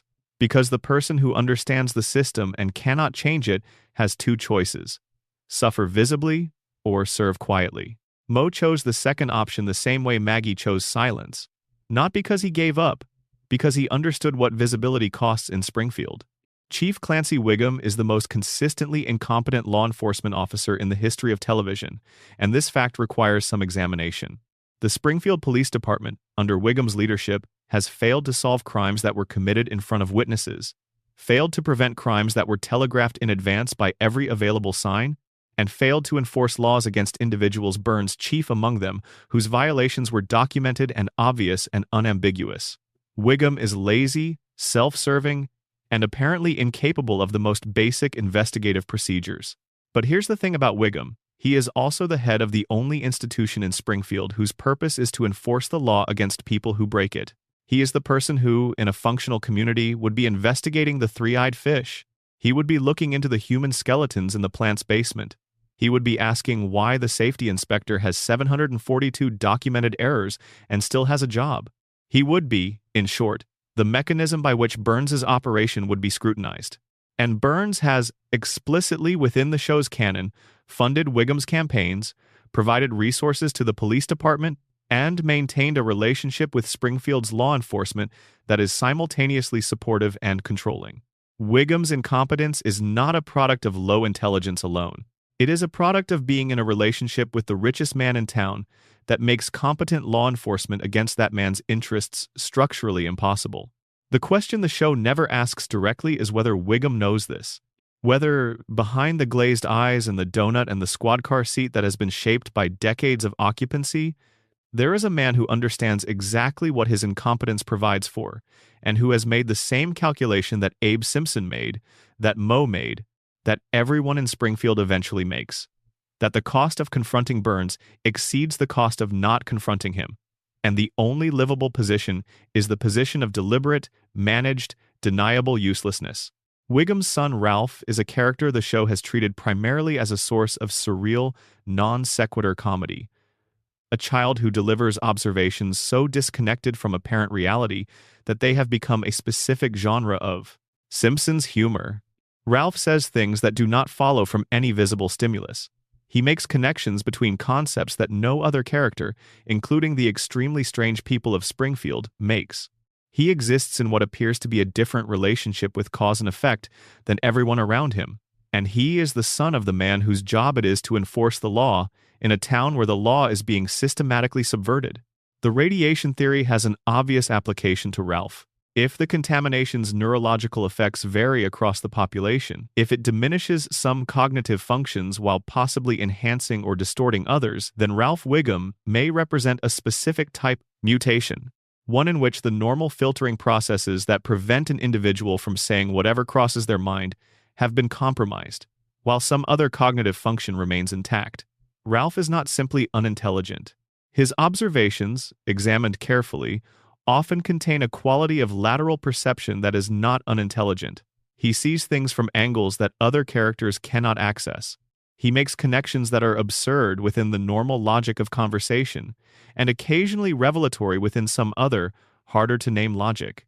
Ralph Wiggum, filtered through the radiation theory, becomes a child who is perceiving Springfield with a kind of unconstrained directness that the contamination's neurological effects have accidentally produced the suppression of social filtering combined with the preservation of some raw perceptual capacity that produces, when expressed, the specific texture of Ralph's non sequiturs. Sideshow Bob Dr. Robert Underdunk Terwilliger Jr. is the show's most sustained attempt at a classically tragic villain. And the tragedy is specific. He is the most intelligent person in Springfield after Lisa. He is more cultured than anyone else the show depicts. He has a genuine aesthetic sensibility and a coherent, if monstrous, philosophical framework. And his intelligence and cultivation have been entirely in service of goals that are both petty and consistently foiled by a 10-year-old child. Sideshow Bob has devoted his considerable intellectual capacity to the task of killing Bart Simpson. He has plotted this with a sophistication that rivals anything Burns has managed. He has executed his plans with a precision that no other antagonist in the show approaches. And he has been defeated every time, not by an opponent of comparable intelligence or capability, but by accidents, coincidences, pratfalls, and the specific kind of luck that attaches itself to main characters in ongoing fictional narratives. The theory worth considering about Sideshow Bob is not about his plans or his defeats. It is about what he represents within the show's larger mythology. Bob is the character who most clearly demonstrates what intelligence costs in Springfield. He is brilliant, and his brilliance has destroyed his life. He is capable of extended, sophisticated planning, and that capability has been entirely consumed by an obsession that he can neither abandon nor fulfill. Bob cannot kill Bart. The narrative logic of the show prevents it absolutely. Bart cannot die, because Bart is one of the 5 anchors of the show's permanent present, and Bob cannot abandon the attempt because the attempt is now the architecture of his identity. He has been trying for so long that the trying is what he is. Remove the goal, and there is no Bob. There is just a very educated man with good taste in opera and no particular reason to get out of bed. Bob and Lisa form a specific pair within the show's mythology that doesn't get examined often enough. They are the 2 characters most clearly defined by their intelligence. They are both products of Springfield, who have not been cognitively suppressed in the way the radiation theory would predict Lisa through some compensatory effect, Bob through some combination of education and determination that has preserved his intellectual capacity against the ambient damage. And they have arrived at completely opposite strategies for navigating a world that does not reward intelligence. Lisa uses hers visibly, persistently, at enormous personal cost, driven by a conviction that the world can be improved by speaking clearly about what is wrong with it. Bob uses his in secret strategically in service of a specific destructive goal, driven by the conviction that the world is fundamentally hostile to people like him and that the only rational response is to destroy whatever represents that hostility. They are the two possibilities available to an intelligent person in Springfield. Speak and be dismissed, plan and be foiled. Neither option leads anywhere satisfying. Both end in isolation. The show never brings them into sustained direct contact. A conversation between them, genuinely engaged, without the framing of villain and child hero, would be the most interesting thing the show could do, and is probably the thing it is least likely to do. Because that conversation would require both of them to acknowledge what they share, and acknowledging what you share with your opposite is the first step towards something neither Springfield nor its characters are equipped to take. Principal Skinner, or Armin Tamzarian, the man we know as Skinner, has a post-episode existence that the show never fully explores. After the Principal and the Pauper episode, after the town voted to maintain the fiction and the real Skinner was exiled, the show returned to depicting its principal as though the episode had not occurred. The character continued as before, the name continued. The relationship with his mother continued, the history continued, and nothing in subsequent episodes acknowledged the degree to which everything established about this character had been revealed as a construction. Tamzarian continues to be Skinner because Springfield voted that he should be, and Springfield's votes, as Judge Snyder's decree established, have the force of law. But Tamzarian knows. Whatever the legal decree says, whatever the town has collectively agreed to remember, the man who goes to work at Springfield Elementary every day knows that he is operating inside a stolen identity that the community has agreed to protect because the alternative acknowledging the theft was too destabilizing to absorb. He knows that the real Skinner is somewhere out there, tied to a railroad car, expelled from the only life that was supposed to be his. He knows that his position, his relationship with Agnes, his entire social existence in Springfield rests on a foundation that was exposed as fraudulent in public before the entire community and was then simply, legally declared to be real instead. Tamzarian lives inside the official fiction with full knowledge that it is a fiction, and he continues, because continuing is what Springfield does. Groundskeeper Willie is a character who has been subjected to more physical trauma than any named character in the show outside of Homer and Hans Moleman. He is attacked, burned, harpooned, and subjected to various forms of agricultural and industrial injury, with a frequency that suggests either extraordinary misfortune or a specific pattern in the environment that makes certain people lightning rods for Springfields. Physical dangers. Willie is also notably an immigrant Scottish, conspicuously so, loudly so, defined in part by his foreignness to Springfield in a way that most characters are not. He does not have the roots in the community that the other characters do. He arrived as an adult, with his own history, his own cognitive baseline established outside Springfield's contaminated environment. And he has survived longer and with more apparent awareness of his own circumstances than many characters who were born there. The theory about Willie that the radiation framework suggests is simple. People who arrive in Springfield as adults, whose cognitive baselines were established elsewhere, before exposure, show different patterns of behavior from people who were born and raised in the contaminated environment. Willie is not smart in the way Lisa is smart, but he is not cognitively suppressed in the way Homer is suppressed. He operates with a competence and a self-awareness that most Springfield natives do not demonstrate. He is aware, for instance, that his employers are consistently incompetent. He is aware that the school is badly managed. He is aware, with some bitterness, that his skills and his labor are undervalued by an institution that treats him as a utility rather than a person. This awareness does not give him the ability to change his situation. He is still the groundskeeper, still subjected to the slapstick violence, still fundamentally trapped within Springfield's social structure.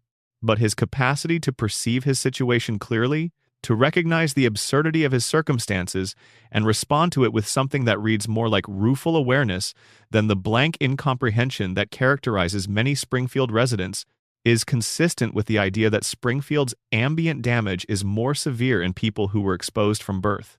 Professor Frink is Springfield's scientist. He operates a laboratory, conducts research, builds devices that occasionally work and more often explode or produce consequences adjacent to but not quite matching their intended purpose. He is a genius in the specific, unworldly way that the show uses to comment on the gap between intelligence and wisdom. brilliant in his field, profoundly impractical in its applications, and consistently unable to prevent his inventions from being appropriated by people with worse intentions and more resources. Frink is the show's acknowledgement that intelligence in Springfield is not sufficient to produce good outcomes. You can understand the problem perfectly and still be unable to solve it. You can build the device, know what it should do, explain the mechanism, and watch it get used for something terrible anyway, because the people who have the power to determine applications are not the people who have the knowledge to understand consequences. Frink's existence in Springfield is also worth examining through the radiation lens. A man of his intellectual capacity, living in the contaminated environment, conducting research in proximity to the same sources of radiation that have suppressed the cognitive function of the rest of the population? Why hasn't the same thing happened to him? The show doesn't address this directly, but the pattern that emerges across the series is that people who are isolated from the main social and biological flows of Springfield, who live in different relationships with the water supply, the air, the routine exposures that constitute the ambient background of daily life in this town, show different patterns of effect. Frink is in his laboratory a great deal. He is not, presumably, fishing in the three-eyed fish river or drinking the municipal water with Homer's cheerful indifference. His specific, unusual form of genius may be a product of the same contamination that damaged everyone else, expressed through a different vector, at a different dosage, in a biological system that was already organized around unusual cognitive patterns before the exposure began. Apu Nahasapi Mapatilan managed the Quick E-Mart for the show's entire run, a role that made him one of the show's most recognizable and most debated characters. Setting aside the specific and legitimate questions about representation that have accumulated around him, there is a theoretical dimension to Apu that the show established and then underexplored. He has a doctorate in computer science from Calcutta Technical Institute, completed it through a grueling extended program that required him to defend his thesis before an intimidatingly credentialed committee, and used this qualification to become a convenience store clerk in Springfield. The show presents this as a joke about the gap between aspiration and circumstance. The radiation theory presents it as something else. Apu arrived in Springfield with an already fully developed intellectual capacity, established outside the contaminated environment, and then spent decades in daily contact with the same resources, the water, the air, the proximity to the plant that have suppressed everyone else's. He has managed to maintain a functional business, remember thousands of customers' names and preferences, balance multiple demanding personal and professional obligations, and demonstrate consistent competence across decades. He has also demonstrated in specific episodes a capacity for adaptation and problem-solving that exceeds most of Springfield's native population. The radiation theory's prediction that people whose cognitive baselines were established outside Springfield would be partially insulated from its worst effects fits Apu's pattern of relative functionality. He is not unaffected. He is differently affected. And the gap between his qualifications and his position, the doctorate and the convenience store, might reflect not just the comedy of circumstance, but the specific gravity well of Springfield, which pulls talented, capable people into positions of minimal influence and keeps them there. Barney Gumble is Homer's best friend and Springfield's most committed alcoholic. The show has made Barney's alcoholism a source of comedy for 36 years, which is itself a comment on the specific kind of suffering that Springfield is designed to make entertaining rather than alarming. But the backstory the show establishes for Barney is worth sitting with. He was a straight-A student. He was on track for success by any standard measure: academic, professional, social, and then Homer offered him his first beer and he became the person the show depicts. One exposure. One moment. A life altered entirely by a single decision made at a specific vulnerable moment in adolescent development. The theory about Barney is not about the alcohol. The alcohol is the mechanism but not the cause. The theory is about Springfield as a context. Barney's collapse from promising student to functional alcoholic happened in Springfield, in the specific environment Springfield provides, with the specific resources Springfield makes available, and the specific support Springfield does not. The town did not cause Barney's alcoholism, but the town is what it fell into, and the town is what it found as a substrate. Springfield does not have the infrastructure to catch people when they fall. It has the infrastructure to cushion the fall enough that people can survive it, in a diminished form, indefinitely. Moe's Bar is that infrastructure. It keeps Barney alive and prevents him from improving simultaneously, which is exactly the function that everything in Springfield serves for everyone who relies on it. Minimum catastrophe, maximum stasis. Sideshow Mel, Bumblebee Man, Disco Stew, Hans Moleman, blue-haired lawyer, Doctor, Hibbert, Snake Jailbird, Fat Tony, each of them a small system of implications that the show has never fully unfolded. Each of them a data point in the larger dataset that the radiation theory, the coma theory, the collective denial theory, and every other framework we've discussed is trying to describe. Each of them frozen at the same moment as everyone else, in the same impossible town, under the same impossible conditions. Springfield's secondary cast is not background, it is the proof. The main family gets the theories because the main family gets the screen time. But the proof is in the accumulation, the hundreds of characters who demonstrate, each in their own small way, that whatever is wrong in Springfield is wrong everywhere in Springfield. Not just in the house on Evergreen Terrace, not just in the nuclear plant, everywhere. In the bar, and the school, and the police station, and the convenience store, and the church, and the laboratory. In every face and every failure and every moment of inexplicable persistence that this town generates and absorbs and forgets by the following week, Springfield is not a single theory. It is an ecosystem of theories, and every character who has ever appeared in its streets, however briefly, is carrying evidence. Number. Section 15. The love story at the center. Homer and Marge as the show's real mystery. Everything we have discussed, every theory, every piece of evidence, every dark implication that the show has built into its foundation is ultimately downstream of one relationship. Homer and Marge Simpson have been married for 36 years of real time and an undefined number of years within the show's floating timeline.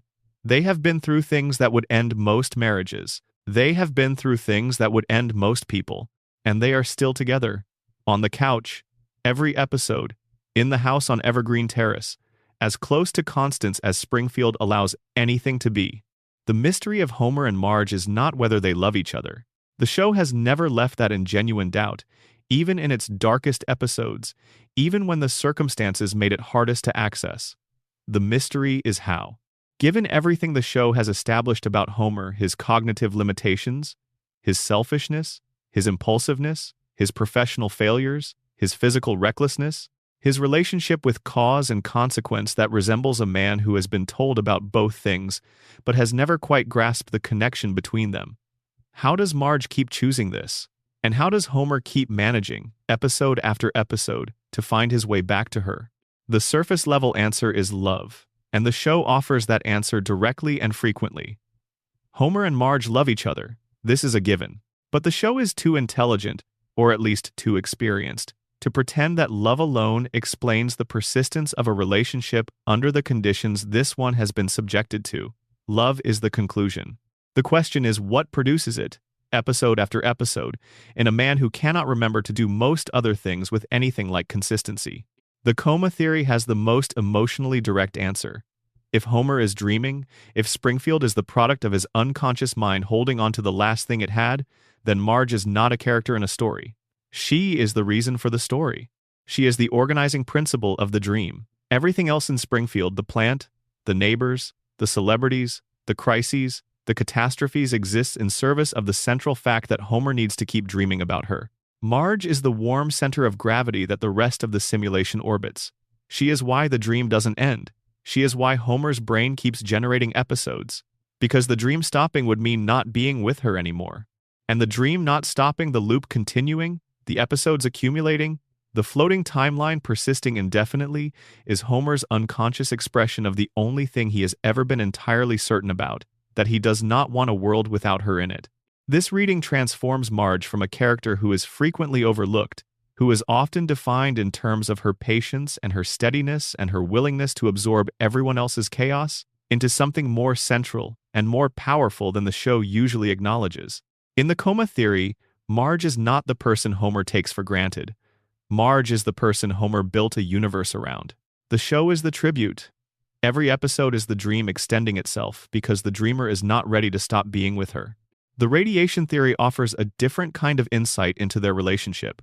If both Homer and Marge have been affected by Springfield's contamination, If their biology and their cognition have both been altered by decades of cumulative exposure, then they are also the only people in Springfield who fully understand what it means to inhabit this particular kind of altered existence. They have been modified in some of the same ways and some different ways. Homer's cognitive suppression and Marge's cognitive preservation have produced two people who experience reality differently and who have nonetheless found a way to share it. Their marriage is not in spite of the contamination. Their marriage is a specific thing that this specific environment produced. Two people shaped by the same invisible forces, reaching toward each other inside the results. The love story at the center of The Simpsons is also, in its honest moments, a story about the limits of love. The show does not pretend that love solves everything. Homer's failures as a husband and father are not redeemed by his love for Marge. They coexist with it. The love is real and so is the damage. The warmth is genuine and so is the neglect. The show holds both things simultaneously without requiring one to cancel out the other, which is one of the things that makes it, at its best, something more complex than its genre usually allows. Marge's patience is the show's most consistently examined quality, and it deserves a more serious examination than it usually gets. Marge is patient. She is patient in ways that read, at certain angles, as superhuman as the specific kind of endurance that only makes sense if you believe in something deeply enough to absorb its costs without being destroyed by them. But the show has also shown in specific episodes that Marge's patience is not limitless, that there is something underneath it, a selfhood, a set of needs, a person who exists beyond the role of steadying presence that has been consistently subordinated to the needs of the family she holds together. Marge has had moments of breakdown, of departure, of the specific rage that accumulates when patience is treated as infinite. These moments are typically resolved within the episode. They are typically resolved in Homer's favor. They are typically resolved by Homer discovering, through some crisis or comedy of errors, that what he almost lost was worth more than whatever he had been prioritizing. And Marge accepts the lesson's delivery, even when the lesson should have been learned earlier, and they return to the couch. The theory about Marge that the show has built across its run without ever stating it directly is that she is the strongest person in Springfield.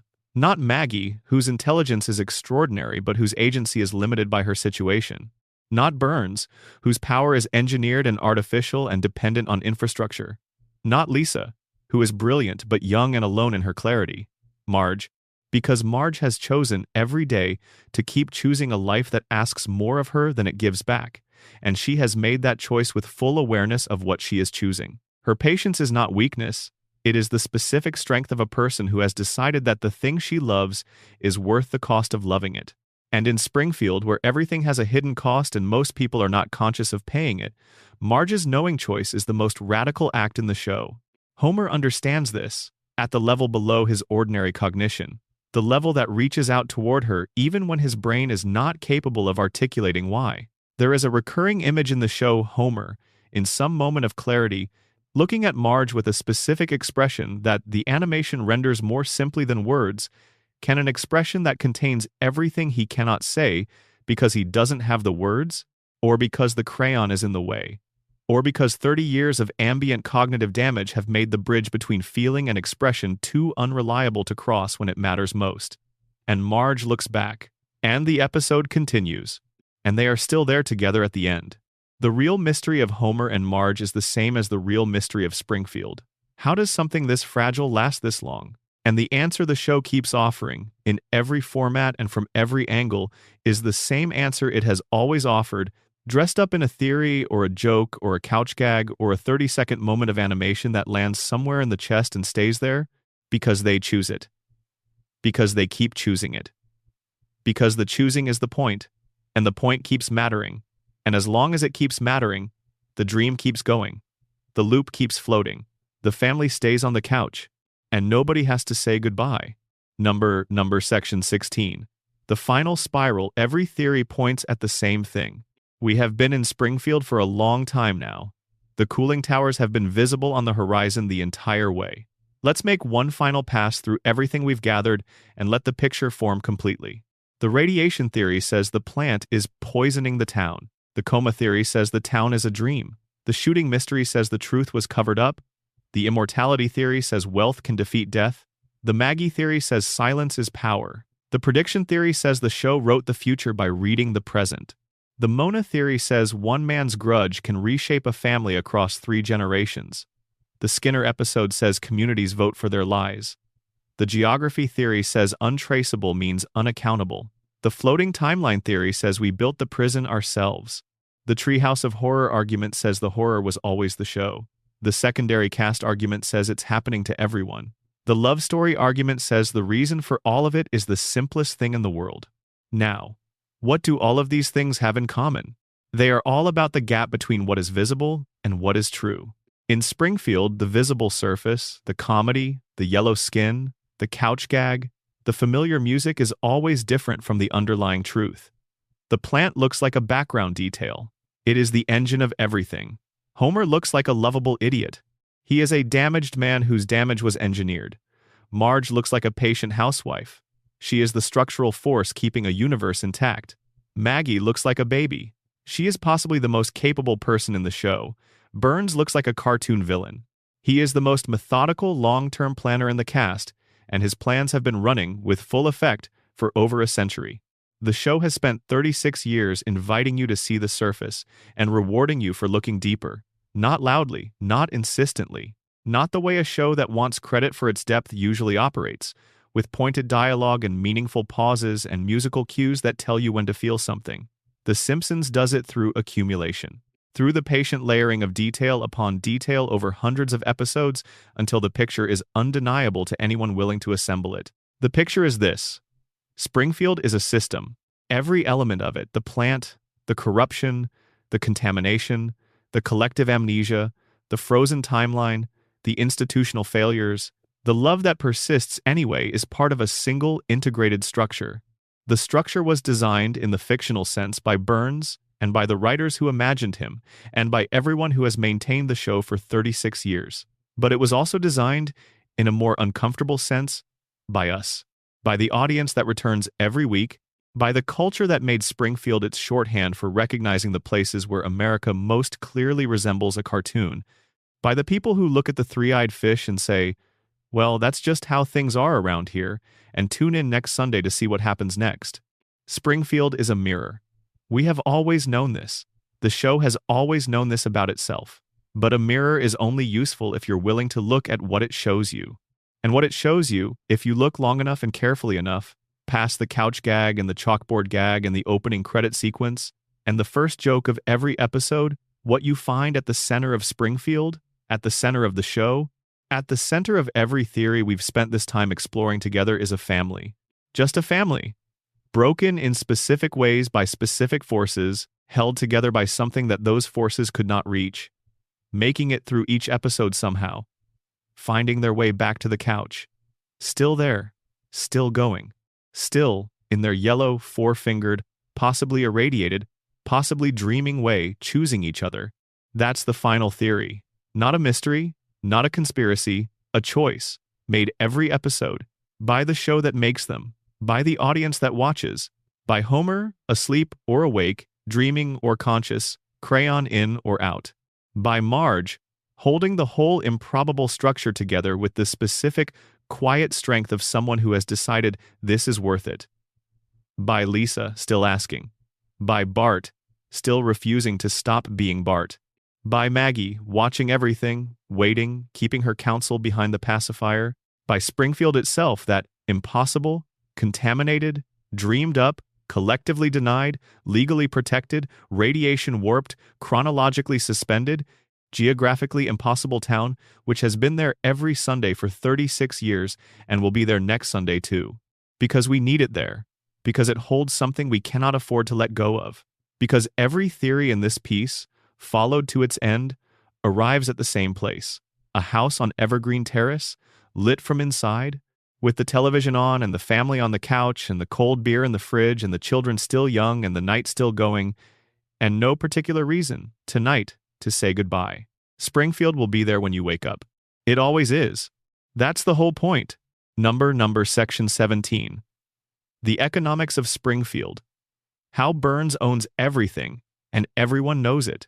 There is a question that rarely gets asked about Springfield because asking it would require acknowledging something that the show presents as comedy, but that functions within the show's internal logic as something considerably darker.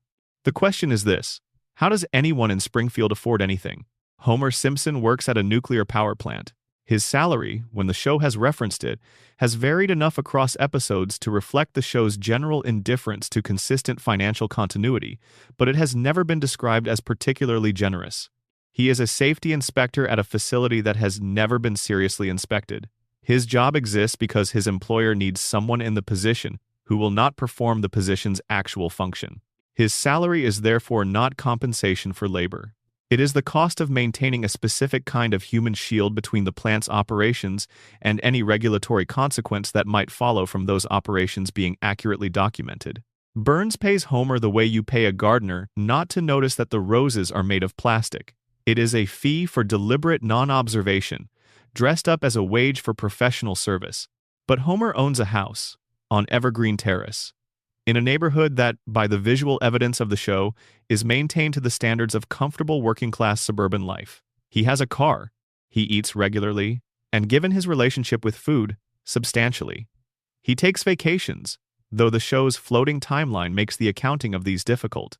He has, across the show's run, funded a series of doomed entrepreneurial ventures, acquired specialty equipment for various hobbies, and generally consumed at a level that is inconsistent with what his actual wage would support. The deal between Burns and Grandpa explains Homer's job security. It does not explain Homer's economic reality, and the economic reality of Springfield more broadly, the way a town with this level of environmental contamination, this level of institutional corruption, and this level of documented regulatory failure manages to sustain the appearance of normal middle-class life, is one of the show's most studiously avoided questions. Here is what the show establishes about Springfield's economy. Burns owns the power plant. The power plant is the primary employer of a significant portion of Springfield's working population. The power plant is the source of all electrical power in the town. Burns therefore controls both the employment of a large fraction of the community and the infrastructure that every home and business in Springfield depends on for its basic function. He is simultaneously the town's largest employer and its essential utility provider. This is a form of economic control so complete that it makes the concept of a competitive market within Springfield's borders essentially theoretical. You can't leave your job at the plant without losing your health insurance in a town where the environmental contamination means you need health insurance more than most. You can't boycott the power company when the power company is the only company. You can't vote against Burns's economic interests in any meaningful way when Burns's economic interests are so thoroughly entangled with the basic function of the community that opposing them would mean opposing the infrastructure of daily life itself. Burns has built what economists studying company towns would recognize immediately. A company town is not just a place where one company is the primary employer. A company town is a place where one company has arranged the economic, physical, and social infrastructure of the community so thoroughly that the residents are dependent on the company not just for their income, but for their housing, their utilities, their access to goods, their social services, and in many historical cases, their access to credit. Company towns are not new. They were a defining feature of American industrial expansion in the late 19th and early 20th centuries, exactly the period when Burns was consolidating the Burns family fortune and building the foundation of his Springfield operation. Burns would have known the model. Burns would have studied it. Burns, who describes the Gilded Age as personal experience rather than history, would have been present for the model's peak deployment and would have had every opportunity to observe its mechanics and apply them to his own ambitions. Springfield is a company town, Burns is the company, and every resident of Springfield is living inside an economic structure that was designed by the man who owns it to make leaving as costly as possible and staying as comfortable as tolerable. Not comfortable enough to produce satisfaction, comfortable enough to prevent the specific kind of desperation that produces organized resistance. The rent is affordable, the beer is cheap, the donuts are available, the television works, and the cracked cooling towers keep humming in the background, and the water keeps flowing, and nobody is quite uncomfortable enough to ask the question that a fully clear-eyed person would ask within a week of arriving. The show has also established that Burns's economic control of Springfield extends beyond direct employment and utility provision into the town's political and legal infrastructure. He has funded campaigns. He has pressured officials. He has, on multiple occasions, used the threat of economic consequences to prevent investigations, stop legislative actions, and redirect regulatory attention away from his facilities. The Springfield City Council, the mayor's office, the police department, each of these institutions is depicted across the show's run as either directly controlled by Burns's money or sufficiently aware of where the money comes from to avoid actions that would make it stop flowing. This is not unusual in American history. The relationship between concentrated industrial wealth and municipal governance was one of the defining political realities of the early 20th century, and it did not end when the progressive era arrived. It adapted. It became more sophisticated. It learned to operate through channels that looked like ordinary civic relationships rather than obvious corruption. Burns's operation in Springfield is what that adaptation looks like in its mature form. It is not crude bribery, or not only crude bribery. It is the comprehensive colonization of every institution that might otherwise pose a constraint on his operations. The regulatory system has Homer. The legal system has the blue-haired lawyer. The political system has the mayor, whose relationship with Burns the show establishes across multiple episodes as something between complicity and complete capture. The medical system has doctors who have spent their careers treating the consequences of the contamination without apparently being in a position to do anything about the contamination's source. The educational system has a school that lost its oil well to Burns and responded by continuing to educate the children of the man who took it. And the residents of Springfield inhabit this system with the specific kind of awareness that comes from living inside something too large and too thoroughly arranged to be clearly visible from inside it. They know, on some level, that the contamination has not fully reached, that something is wrong. They vote against Burns occasionally. They protest occasionally. They form mobs and march on the plant and shake their fists at the towers. And then the episode ends and Burns is still there, and the plant is still running, and Homer is back at his workstation, and nothing has changed. Because nothing can change. Because the system is not designed for change. The system is designed for exactly the kind of periodic, emotionally satisfying, consequence-free expression of frustration that prevents the frustration from accumulating into something that might actually pose a threat. The mob is the release valve. The protest is the pressure relief system. Springfield's residents express their anger and then go home, and the plant keeps running, and Burns keeps glowing in the dark, and Homer keeps sleeping at his workstation, and the water keeps flowing downstream from the cracked towers, and the three-eyed fish keeps swimming in its contaminated river. The economic theory of Springfield is the theory that everything else in this piece is downstream of. The radiation, the cognitive damage, the collective amnesia, the institutional capture, the geographic ambiguity that prevents regulatory accountability, all of it is possible. All of it is sustainable. Because Burns arranged the economics of Springfield before any of the rest of it was relevant, before the contamination was visible, before the mutations were apparent, before the deal with Grandpa, or the pursuit of Mona, or the shooting, or the dome, or any of the specific events the show uses to illustrate what he has done. He built the economic foundation first. And everything else, the medical treatments, the legal infrastructure, the regulatory capture, the cognitive suppression of the population, is built on top of that foundation, supported by it, made possible by it. Burns is not just a villain who does bad things because he is bad. Burns is a system. He is a system that has been running so long and has become so deeply integrated into the fabric of Springfield's existence that removing him would not simply remove a bad person. It would remove the infrastructure on which the entire community runs. Springfield cannot kill Burns, not only because Burns won't die. Springfield cannot kill Burns because Springfield is built on Burns. The power comes from his plant. The jobs come from his plant. The economic stability, such as it is, comes from his plant. Take Burns away and you do not get a better Springfield. You get a Springfield that has to figure out, from scratch, what it is and how it works and where its electricity comes from and who employs its people and what fills the gap left by the removal of the organizing principle around which all of its dysfunction has been arranged. This is what makes Burns not just a television villain but something that the show has been using, across 36 years, to say something specific about the relationship between extreme concentrated wealth and the communities that exist within its orbit. Burns is not a metaphor, he is a mechanism. a mechanism for demonstrating what it looks like when the answer to every question about why a community is the way it is traces back to a single point of economic origin, a single source. A single man in a single building who glows in the dark and cannot quite remember the name of the person who has worked for him for decades, but who remembers everything else, who forgets nothing that matters, who has spent a century making sure that the things that might undermine him are arranged so that they cannot. Burns wins. Burns always wins. Not because he is evil, because he planned. Number, Section 18. The silence of Lisa, the show's most important character, and what she has been saying all along. Lisa Simpson is 8 years old. She plays the saxophone. She is a vegetarian. She is a Buddhist, at least in the later seasons.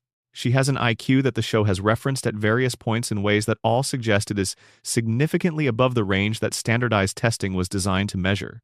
She has saved Springfield multiple times, been ignored multiple times, been right about everything important multiple times, and been alone in her rightness every single time. She is the conscience of the show. She is also the most important character in it, and the show is aware of this in a way that it tends to express through implication rather than declaration. Here is what Lisa Simpson has been saying, across 36 years of episodes, through every saxophone solo, and every school paper, and every protest, and every tearful confrontation with a world that refuses to hear her. Something is wrong here. That is the thesis of every story Lisa tells. In every context, at every age, she is never allowed to grow beyond.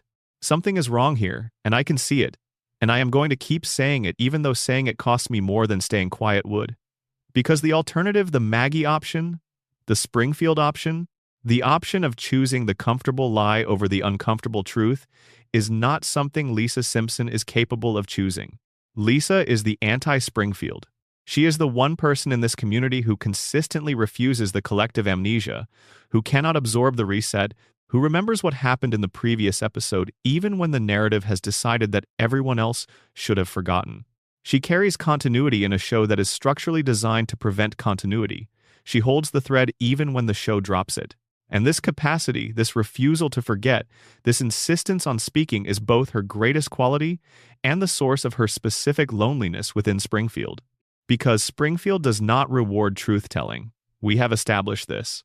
The town voted, in the Principal and the Pauper episode, to make truth-telling illegal.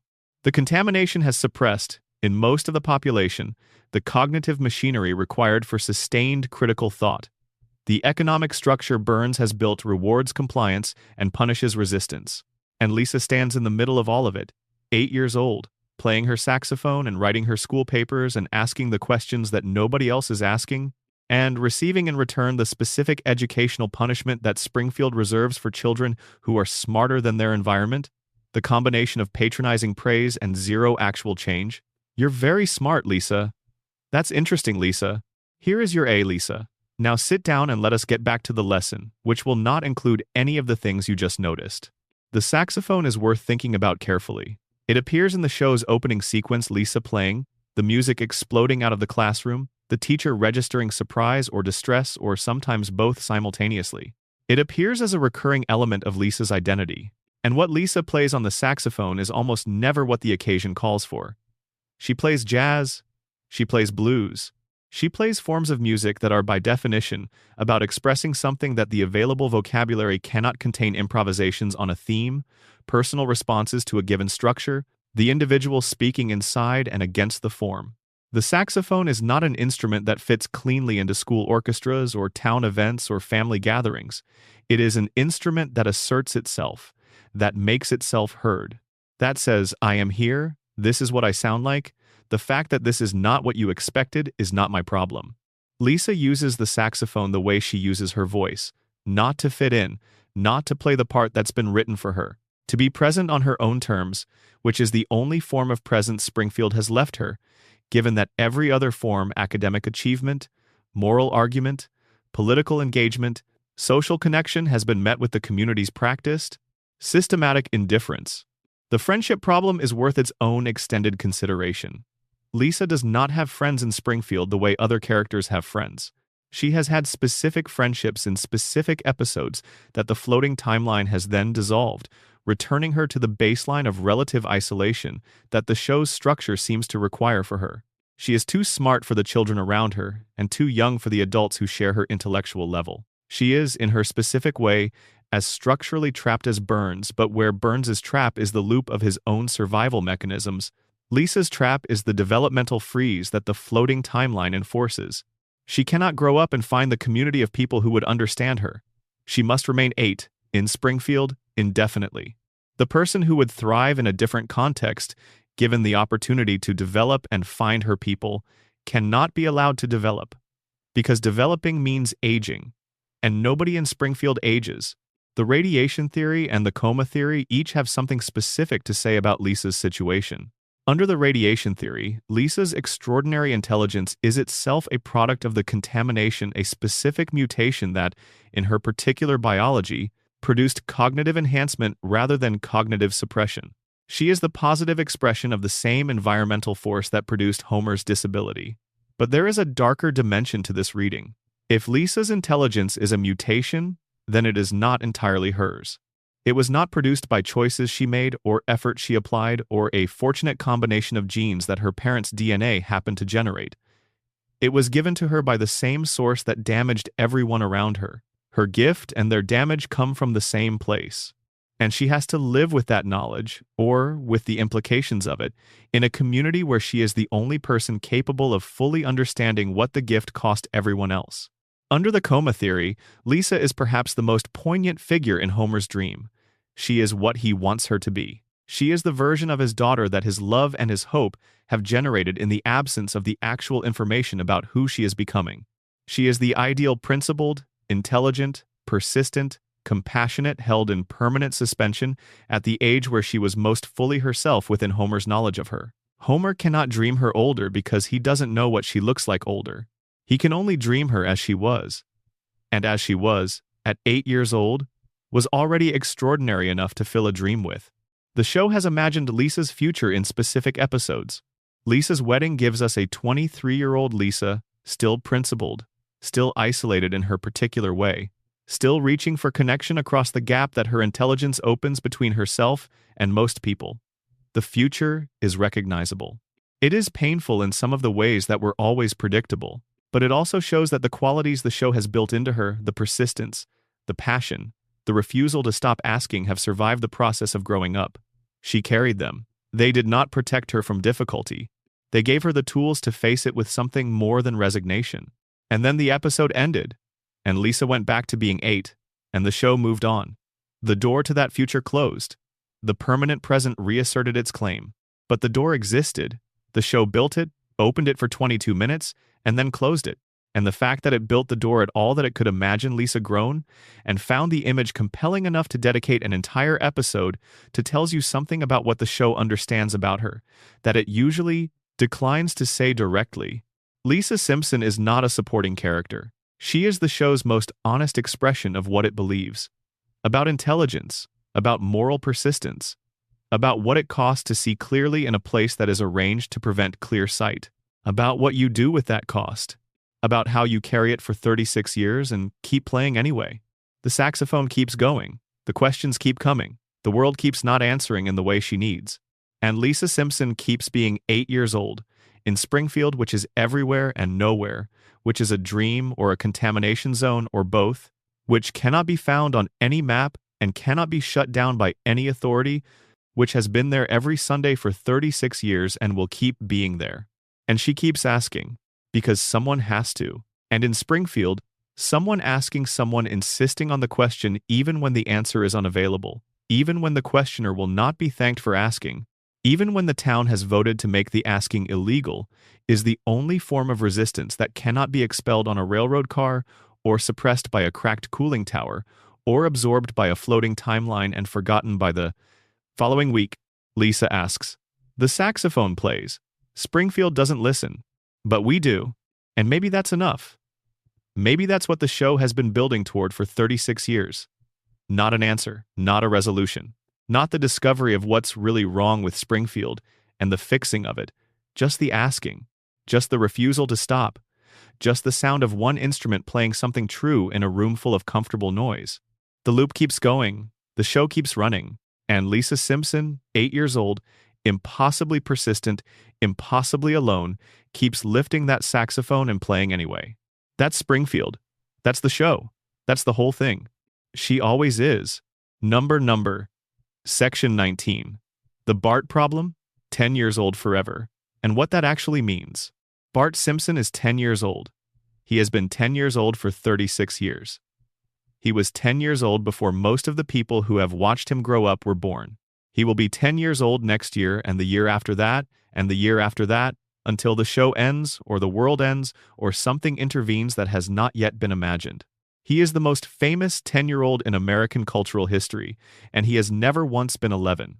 The theories around Bart have historically focused on what he does, his pranks, his relationship with authority, his dynamic with Skinner, the specific comedy of a child who is operating with adult-level cunning inside a child's social powerlessness. But the theories that deserve more attention are the ones about what Bart is within the show's larger mythology, what his specific form of arrested development means, what the show is saying by making him the character most visibly and most completely frozen at the age he started. Homer doesn't age, but Homer has never been young within the show's run. Marge doesn't age, but Marge's stillness reads as stability rather than suspension.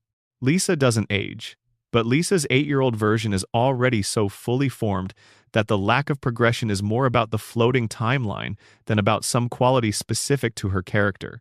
Maggie doesn't age, but Maggie's stasis is part of her strategic presentation she chooses, the theory argues, not to advance visibly beyond what the world expects of her. Bart's stasis is different. Bart is frozen at the specific age of maximum possibility, the age at which a child is old enough to have genuine agency, to make real decisions, to influence the world around him in ways that matter, and young enough that those decisions haven't yet produced the kind of consequences that foreclose other options.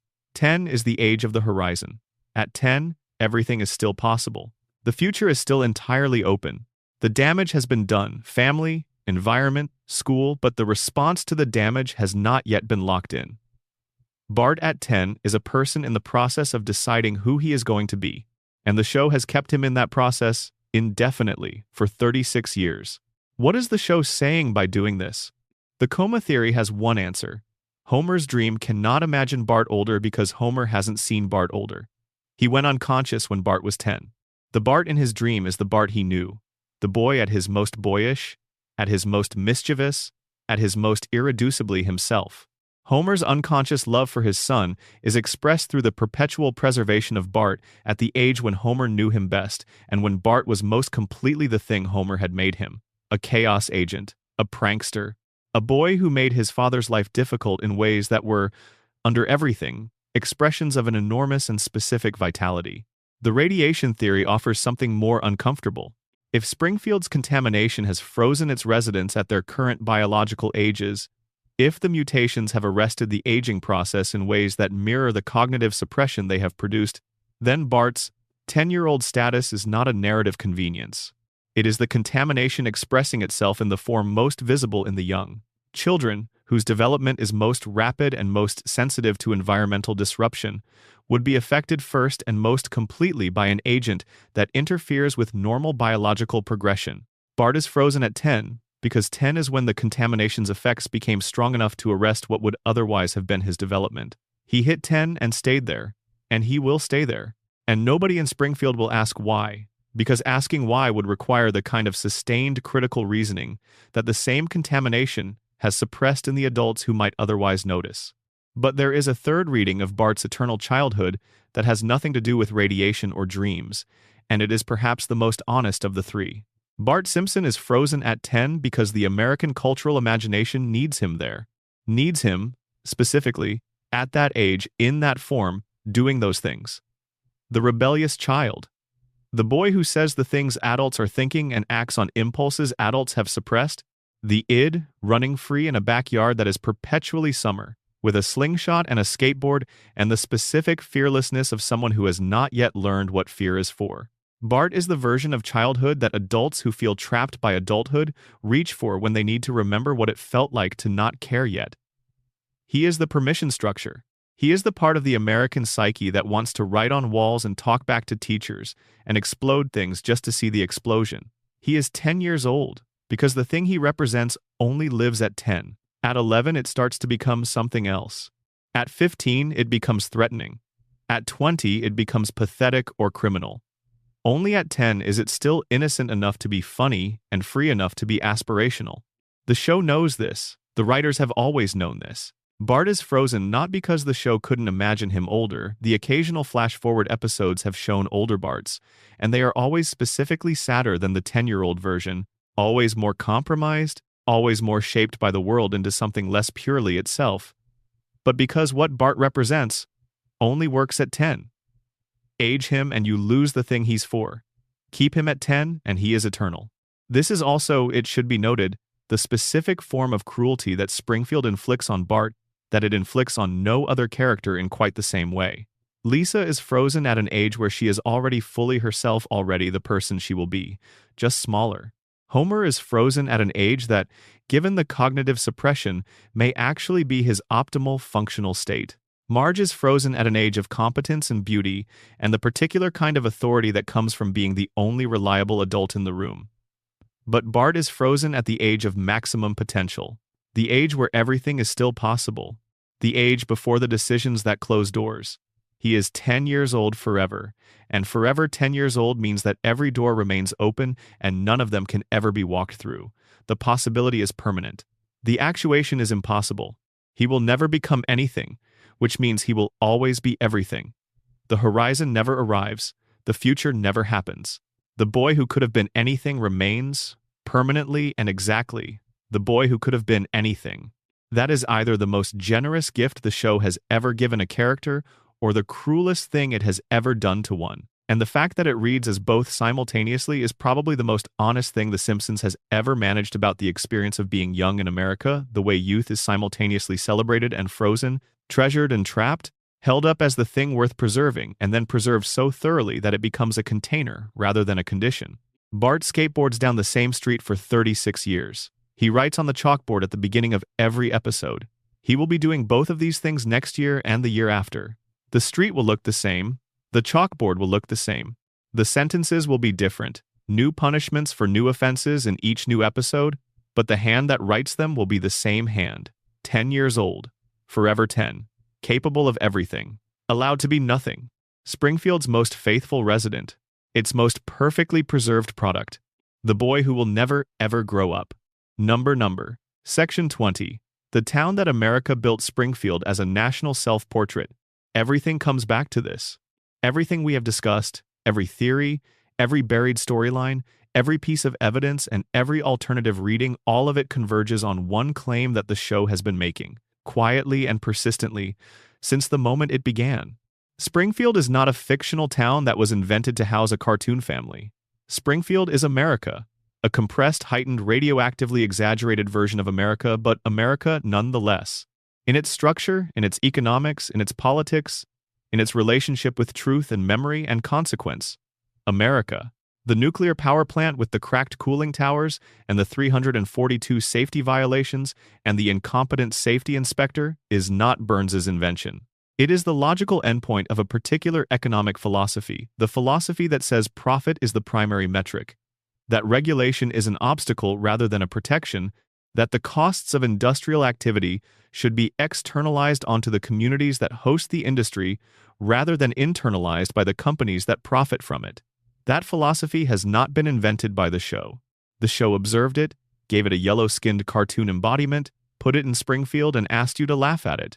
And America laughed. And then America went home and drank the water and breathed the air and didn't ask too many questions about either. The institutional capture the police that protect the rich from accountability, the politicians who serve the interests of their donors rather than their constituents, the regulatory bodies that have been so thoroughly compromised by the industries they regulate that the regulation has become a formality rather than a function. This is not a Springfield invention. This is American history. This is the Gilded Age and the robber barons and the company towns and the specific, studied, generationally refined art of making an entire population dependent enough on a single source of economic sustenance that the alternative to compliance becomes too costly to seriously consider. Burns did not invent this system. He inherited it, and the show inherited it from American history and placed it in a cartoon And somehow America found this hilarious rather than alarming, which is itself the show's most pointed observation. The collective amnesia, the town that forgets its disasters, votes away its inconvenient truths, expels the people who insist on remembering is not a Springfield-specific behavior pattern. Communities forget, nations forget. The specific events change. The mechanism is universal. Uncomfortable truths are buried, reclassified, redefined, officially unsanctioned. The people who insist on remembering are marginalized in ways that rarely involve railroad cars, but involve social costs that are just as effective at producing silence. The Principal and the Pauper is a cartoon about one specific Springfield event. It is also a description of how institutional forgetting works at every level of every human community that has ever found truth to be a threat to its preferred version of itself. The floating timeline, the way nothing changes, the way the same family sits on the same couch, in the same house, in the same neighborhood that looks exactly the way it looked the first time you saw it. This is not just a television convention. This is an expression of what America wants from its stories about itself. America wants the permanent present. America wants the family on the couch to always be there, always intact, always recoverable, always beginning rather than ending. The specific content of the American dream has changed across the decades. The structure of it, the house, the family, the security, the sense that tomorrow will look enough like today that the future does not require fear, has remained constant. Springfield provides that structure in its most distilled form. The Simpsons are the permanent American family precisely because they are never allowed to become something more complicated and more honest, which is what actual families inevitably become when time is allowed to do its work. And the predictions, the way the show keeps appearing to have seen the future before it happened, are the natural result of reading the present clearly enough and describing it precisely enough that when the present becomes the past, the description looks like prophecy. The Simpsons doesn't predict America. The Simpsons diagnoses America. The diagnosis keeps turning out to be correct because the conditions it identifies are structural rather than circumstantial. The nuclear plant is always going to have the cracked cooling towers because the economic incentive to fix them never outweighs the economic benefit of not fixing them. The billionaire is always going to be too expensive to hold accountable because the systems of accountability are built on the same economic foundation that the billionaire controls. The safety inspector is always going to be the most incompetent available candidate because that is what the position requires. These are not predictions. They are descriptions of systems that will keep producing the same outputs as long as their inputs remain the same. The Simpsons identified the inputs in 1989 and has been watching them produce outputs ever since. The outputs keep matching the description. This is called being right. And being right, when it comes to something as large and as structural as the relationship between concentrated wealth and community health, tends to look like prophecy from inside the community being described. Springfield is a mirror. We are the people in the mirror. The yellow skin and the four fingers and the three-eyed fish and the man who glows in the dark, these are the show's way of putting a frame around the reflection so that you know you're looking at one, so that you can laugh, so that the recognition doesn't have to hurt as much as it would if it arrived without the cartoon packaging. But the recognition is always there, in every episode, in every theory we've spent this time exploring. The recognition that the things that are wrong in Springfield are wrong in the same ways that things are wrong where we actually live. The plant that poisons the water. The billionaire who owns the plant. The safety inspector who doesn't inspect. The politicians who don't investigate. The community that forgets because remembering is more expensive than forgetting. The family that persists anyway. Because what else would they do? Because persistence is the only form of resistance available to people who don't have the resources for anything more organized. And through all of it, through the contamination and the coma and the shooting and the immortality and the silence and the predictions and the buried mothers and the exiled truths and the frozen timelines and the impossible geography, through all of it, the family stays on the couch. Bart writes on the chalkboard. Lisa plays the saxophone. Maggie watches. Homer comes home. Marge holds it together. The loop keeps going. The credits roll. Next Sunday is the same as this Sunday. And we tune in. We keep tuning in. Not despite knowing the loop, but because of it. Because the loop is the point. Because the show has always been about this, about the specific, complicated, deeply human experience of choosing to love something that is broken, in a place that is broken, in a country that is broken, and finding that the love persists anyway. Not because the brokenness doesn't matter, because the love is more stubborn than the brokenness. Because Homer always finds his way home, and Marge is always there when he does, and the kids are always young, and the beer is always cold, and the house on Evergreen Terrace is always lit from inside. Springfield is what America built when it wanted to look at itself and laugh rather than cry. And the laugh has been going for 36 years now. And underneath the laugh, for anyone willing to listen for it, is everything else. The theory, the evidence. The accumulated weight of 800 episodes pointing at a center that the show has never quite named directly. The center is the family. The center is always the family. The center is a man who loves his wife and his children enough to dream an entire universe around them. The center is a woman patient enough to hold that universe in place. The center is a boy who will never grow up because growing up means the horizon arrives and the possibilities close and the thing he represents stops being available. The center is a girl who keeps asking the questions nobody wants asked because someone has to. The center is a baby who knows more than she says and has decided, wisely, to keep most of it to herself until the right moment. The center is the house on Evergreen Terrace. The center is the couch. The center is Sunday at 8 and the theme music beginning, and the town of Springfield assembling itself around the opening credits, and the family finding their seats one more time. The center is us, the audience, the people who kept watching, who kept coming back, who pressed play in 1989 and never fully pressed stop. We built Springfield. We needed it. We still need it. And it will be there next Sunday, exactly as it always was, waiting for us to sit down and look at the mirror one more time. That's the final theory. That's all of them, really. That's Springfield. Number. Closing thoughts. What we carry out of Springfield. There is a moment that happens in the best episodes of The Simpsons that is very difficult to describe to someone who hasn't experienced it. It is the moment where the comedy stops being funny and becomes something else, something that lands in a different place than laughter, deeper than laughter, in the region of the chest where recognition lives, where you are laughing and also suddenly aware that the thing you are laughing at is something you know, something you have felt, something about the specific texture of being human in the late 20th and early 21st century, in a country that promises so much and delivers so inconsistently, in a family that loves imperfectly and persists anyway. The theories in this piece are, at one level, exactly what they present themselves as. They are analyses. They are close readings of a television show that has generated enough material over 36 years to support close reading at every conceivable angle. They are the product of a fan culture that has engaged with Springfield more deeply and more persistently than most academics engage with their subject matter. Not because academics lack the capacity, but because the fans have the specific motivation that comes from loving something and wanting to understand why. But at another level, the theories are something else. They are the show's audience trying to account for the feeling that Springfield produces. Trying to explain why a cartoon about a yellow family in an impossible town continues to mean something, to matter, to feel relevant and alive decades after its peak cultural moment. The theories are the intellectual expression of an emotional reality.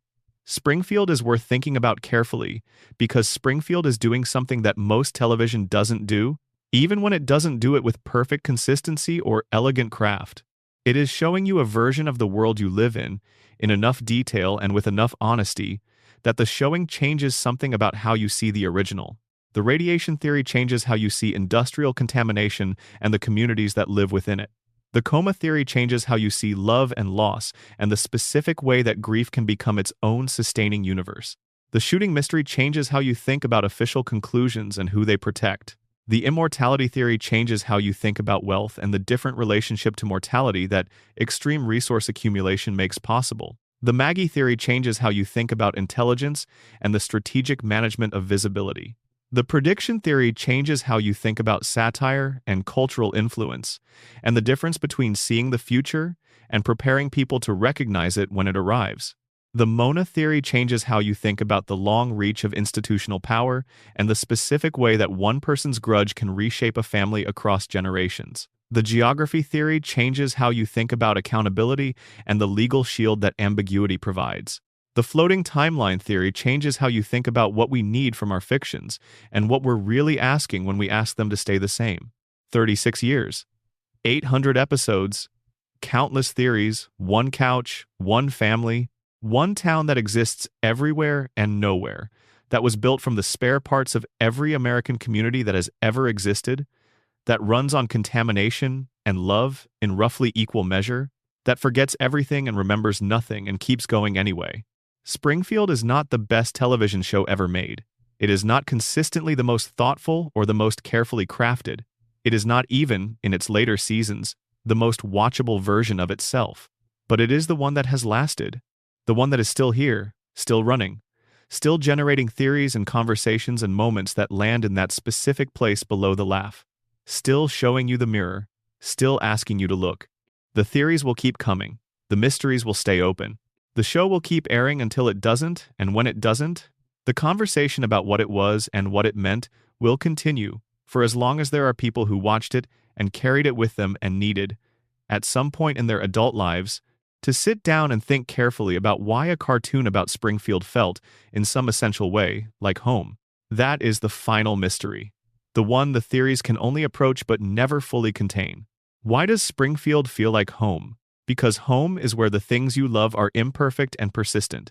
Because home is where the water is probably fine and you drink it anyway. Because home is where the people who built the place before you made decisions you have to live inside of, without being consulted and without being thanked.